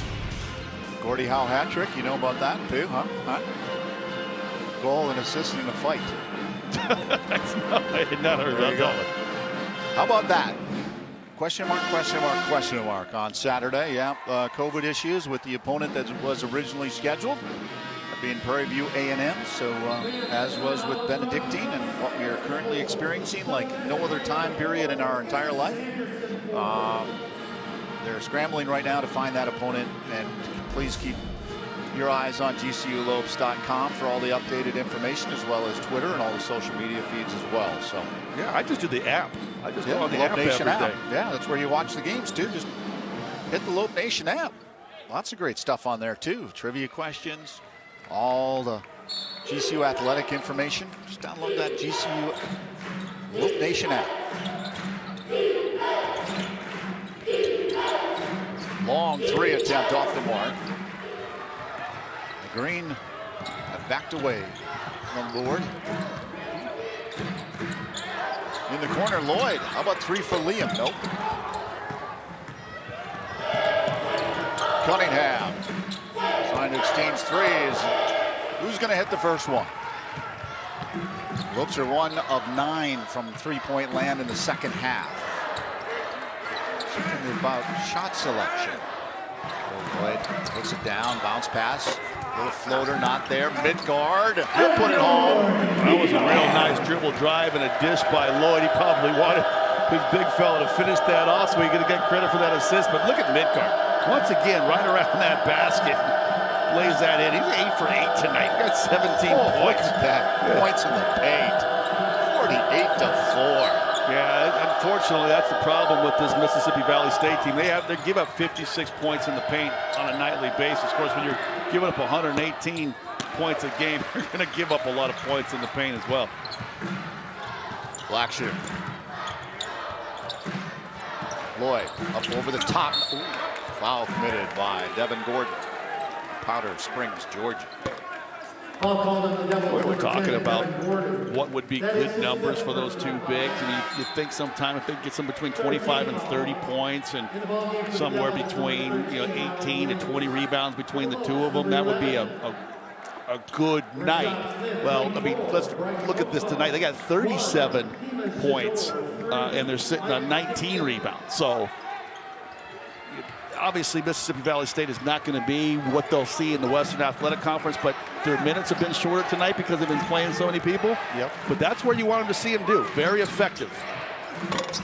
Oakbow in the game. His shot top of the key off the mark.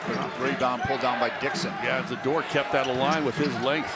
He's the one to pop that ball up in the air. Such a good pick. Had to roll hard at the basket. Would have had you one. Liam Lloyd takes it to the hole. Look at this kid. He's got some moxie. I like the way he plays. Takes this one over here from the left wing and then just splits between a couple green jerseys and takes the hoop into harm. Like that right there. Somebody tried to reach in. It didn't bother him one bit. Liam. Zador came up with it on the floor. Jump ball, possession error on Delta Devils. On the alternating possession, Devils basketball.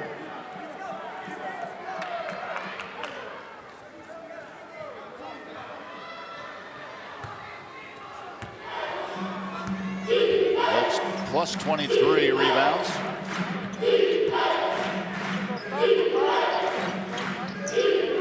Even those errant shots down low, to have Midgard there or Labor, just another big down there to pick up those second opportunities. Yeah, but even when they go to the bench, I mean, Zador's got a couple of boards and some got his hand in some balls that kept it away, and kept it alive, rather, and other guys have been able to grab it. You've seen McLaughlin. I really struggle with his last name. McLaughlin. Gabe was able to go down there and poke that ball away as well. Of course, Frere and Dixon, and Blackshear. All of those guys are got a nose for the ball on the offensive end. Offensive foul. Ronald Williams. Williams 5th. Nope. Check that. 4. Smith, Rashad Smith in the game.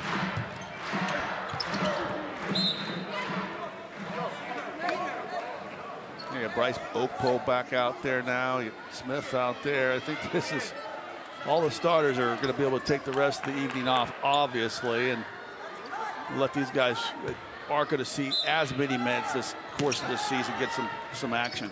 Well, I bet we'll see Oakpole play some. He had a good freshman year as well. Didn't score a lot of points, but did some of the intangible things to really help the club. Yeah, looks like he hit the weight room too. Came back. Offensive foul. Yeah, Miller Moore he just kind of lowered that right shoulder. See if he hits him with this right shoulder. Yeah, a little right shoulder, little elbow, forearm. He said, hey, get out of my way. Hey, if Midgard is done, this would be the second perfect field goal performance of the D1 era with a minimum of 8 attempts. Midgard, 17 points, 13 rebounds. Traylon Smith for 3. That's solid. 8 of 8 from the field.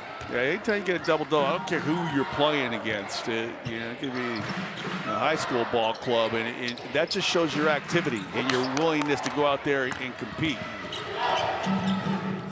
I like what I see. I can't believe this guy's got more made field goals this season through 3 games than he had all of his season through 24 games last year. Got to be loving it. Yeah, I mean, he didn't get many opportunities. Let's call it what it is. Some guys jacking up the ball, never feeding the big guy, but he's making the most of his opportunities here. There's my guys at the door.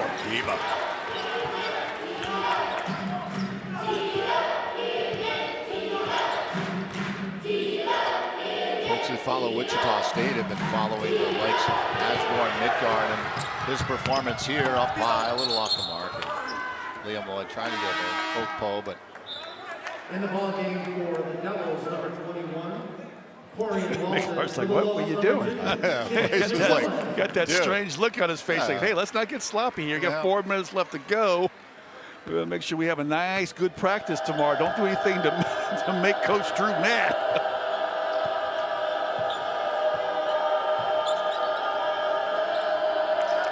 That's what a senior's supposed to do, though, right? They say, hey, listen, you're looking good out there, but don't get silly. Right.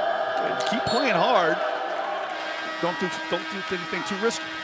GCU on top, 75-43. We'll step aside and be right back. When life seems uncertain, there's one credit union that provides both dollars and cents. Copper State Credit Union.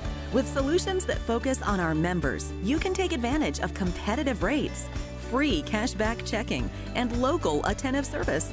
Uplifting our community is a standard we live by. That's why thousands of your Arizona neighbors rely on us. Strengthening Arizona families through financial empowerment. That's Copper State Credit Union. From reimagining the way you work to reassessing what you need, you've changed the way you do business. And now, so have we. With no annual contracts and flexible internet and voice solutions, you'll have what you need to get back to business.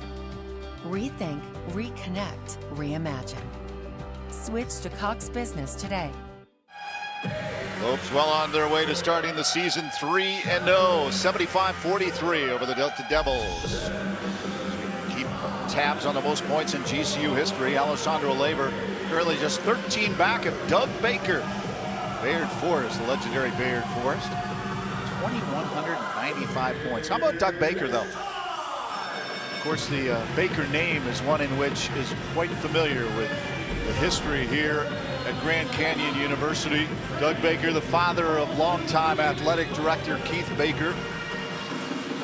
That is a vintage photo right there. That's great. That is awesome. That is Minneapolis everything Lakers. from the jersey to the ball. I mean, was there a peach basket hanging up there as well? What's that? Was it a peach basket? I think so, yeah. Wooden basket for a rim. I mean, that's great. I love the belt on the shorts. I love the belt, yeah. It's like George Mikan back in when I was before my time a little bit, but those Minneapolis Lakers that ended up moving to some place out on the West Coast. I don't know if anything happened to them after they left Minneapolis, but yeah. Oh, Laver 13 away from running down Baker and just 60 away from the fourth place leader. A little bit of a Offensive foul, ball on the left, number 1, Demon Sidor. Second call. Yeah, just moving a little bit too quick there, not getting set with his screen, moving screen. Those are little like free throws. Those are little rust type plays that you have to get some reps before you can fine tune it. Wilkes have only allowed 1 2-point field goal here in the second half. Shot Smith got a hand, goes out. Delta Devils will inbound with 11 on the shot clock. That's a good thing. And that's one of those plays. It doesn't look like a whole lot, but that's a great play of Smith cracking back on that weak side and disrupting that play. That's one the coaching staff will highlight, I'm sure, in the film session. From the corner, off the mark, Cameron Cunningham. Yeah, Zador got himself another board. I mean, he's got 6 boards tonight. He quietly does a lot of things that I like. I kind of got myself a man crush on Zador. Starting to get a little worried about it. Rashad Smith. All underneath. Cameron Cunningham. That's a good little play there. Back screen by my man Zador again. And then they could have done the high handoff, but I think they were afraid of creating the turnover, so gave it an extra half click and fired a strike underneath where Rashard Smith's the only one that can grab it and go up strong with it to get that contact.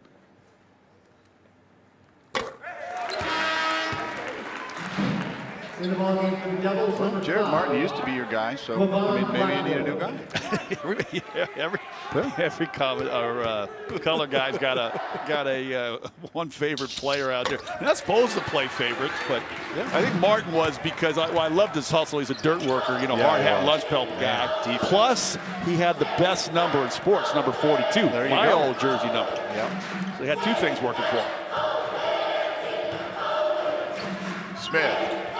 Crossover on Rashad Smith.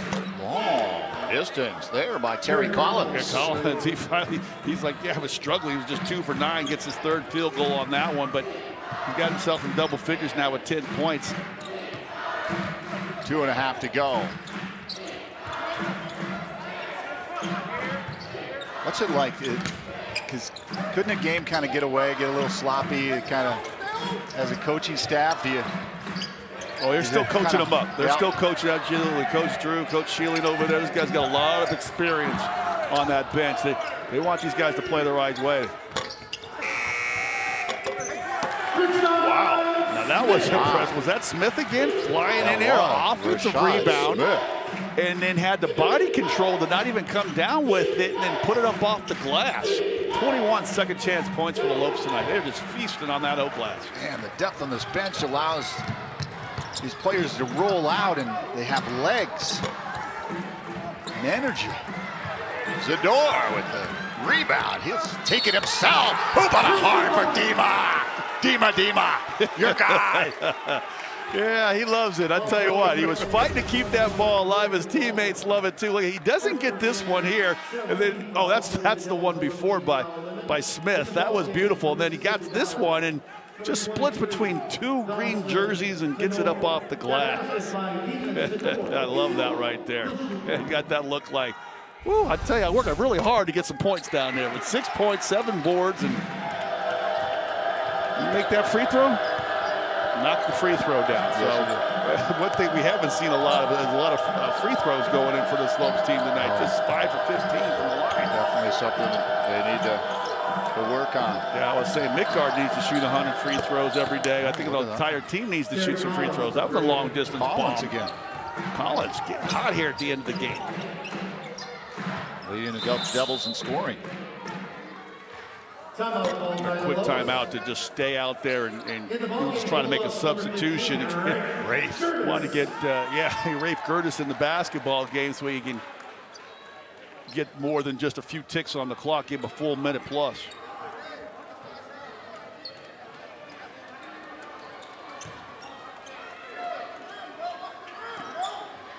I tell you, this Mississippi Valley State, though, I give these kids a lot of credit. Oh, yeah. They don't play their first home game till 2021. It's sometime in January. I think it's like January 3rd or January 5th. Finally go home and play a home game. They got to be a road warrior to do that. For 3. Minute to go.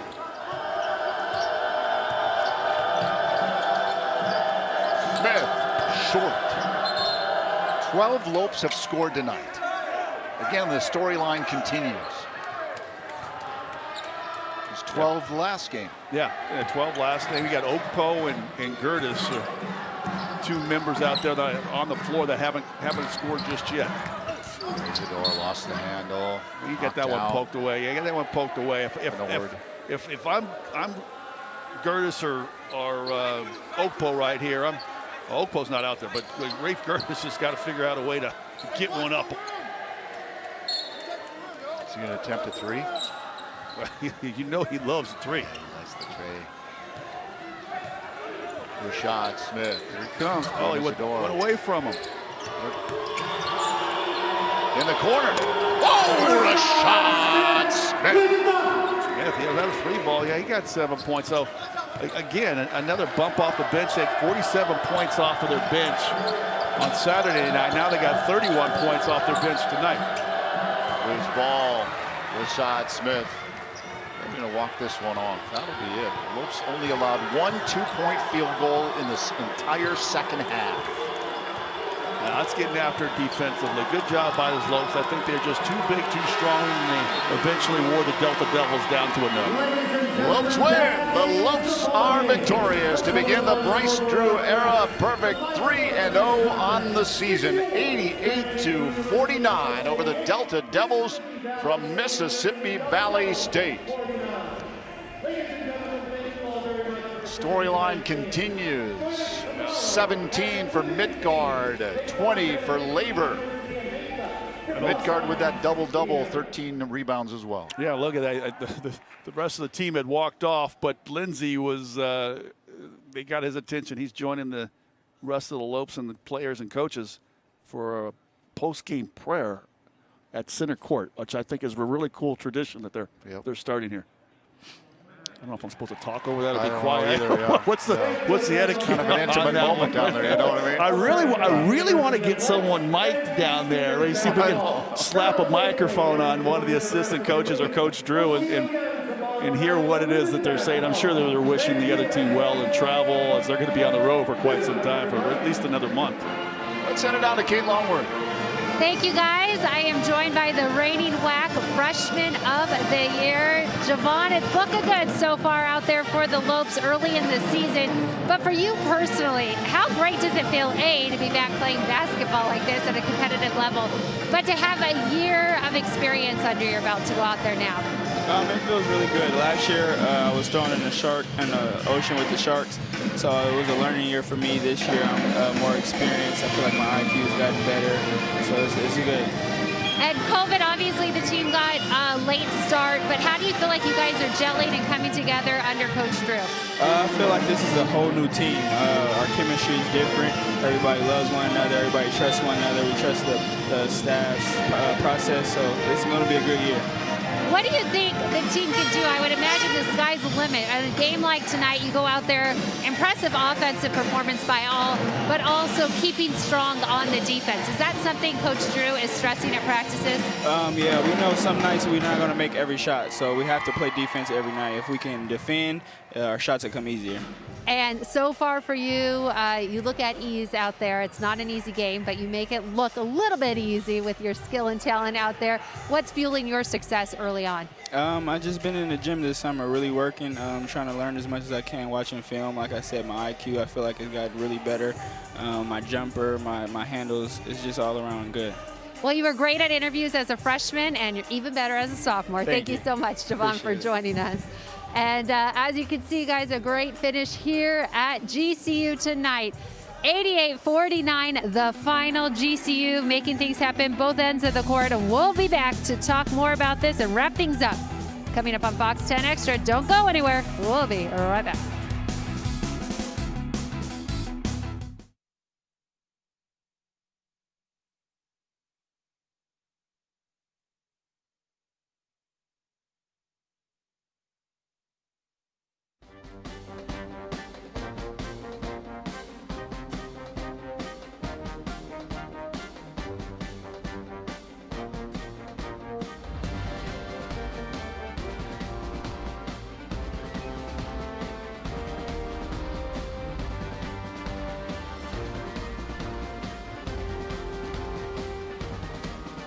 Find your purpose at Grand Canyon University. Private, Christian, affordable. Visit gcu.edu. Joel Embiid is unhappy.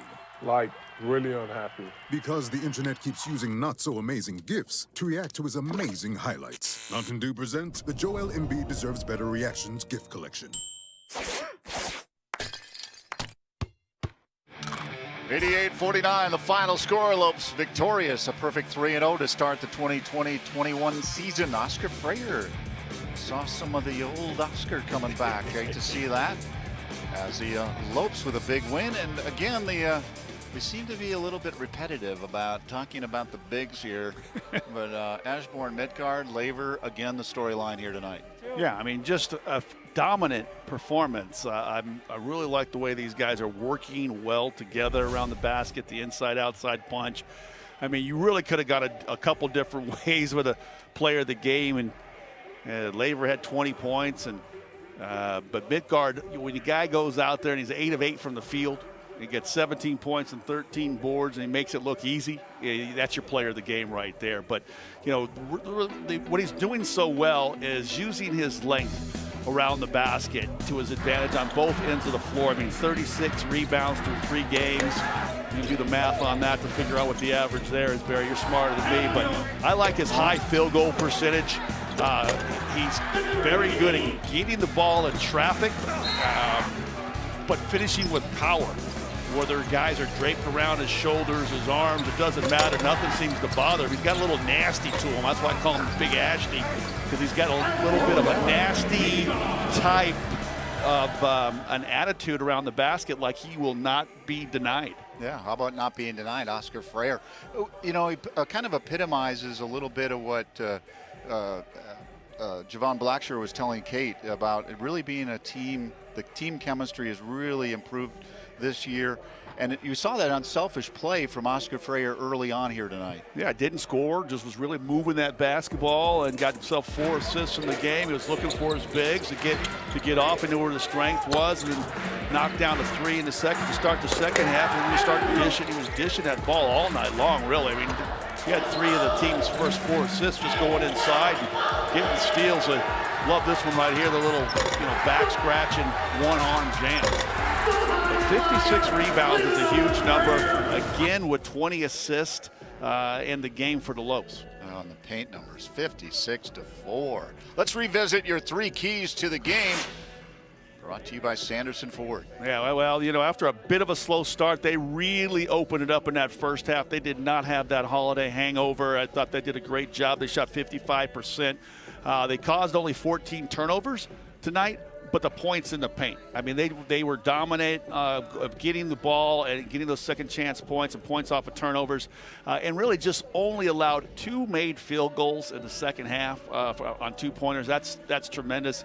And then, like we said tonight, everybody got a chance to get out of the sweatsuit and get out there on the floor. Not everybody scored, but you got 12 Lopes that scored, which is a huge number. Well, you've had 3 opponents here. They're all victories for the Lopes. They're probably favored going into against these guys. Sure. But the confidence, the team chemistry, they're all enjoying playing together, and there were a lot of newcomers. So this has got to be tremendous to kind of have this early vibe, this positive vibe going on, knowing that, they're going to have to kind of knuckle down here when the likes of Nevada and Arizona State come to town. Yeah, that rotation will get a little bit shorter, but that's good to establish this early. Everybody gets a little bit of a taste early on. I mean, and you talk about 10, you got 10 guys And so it's not going to get too short. You got 10 guys that can play. Of course, I like my guy Zador out there as well. But Miller, Moore, and Stone, and McLaughlin. They can all contribute. If somebody, get in foul trouble or tweak an ankle, I don't think Coach Drew and his staff has any problem filling somebody in that spot. Yeah, they'll be looking to fill the spot on Saturday because right now, Prairie View A&M with COVID issues, not the opponent as originally planned. So the Lopes coaching staff and Director of Basketball Operations, Ryan Lightfoot, scrambling now to try to find an opponent. So keep it right here on GCULopes.com or go to GCULopes.com for all the latest information, all the updated news, as well as all the social media feeds as well. But that'll do it from here at GCU Arena tonight, as the Lopes are victorious over the Delta Devils 88-49. Please join us again this Saturday, 5:30. Kate will have the pregame show. But until then, for Kate Longworth, Scott Williams, and our entire crew, I'm Barry Beachell, wishing you all a very wonderful evening. Good night, all.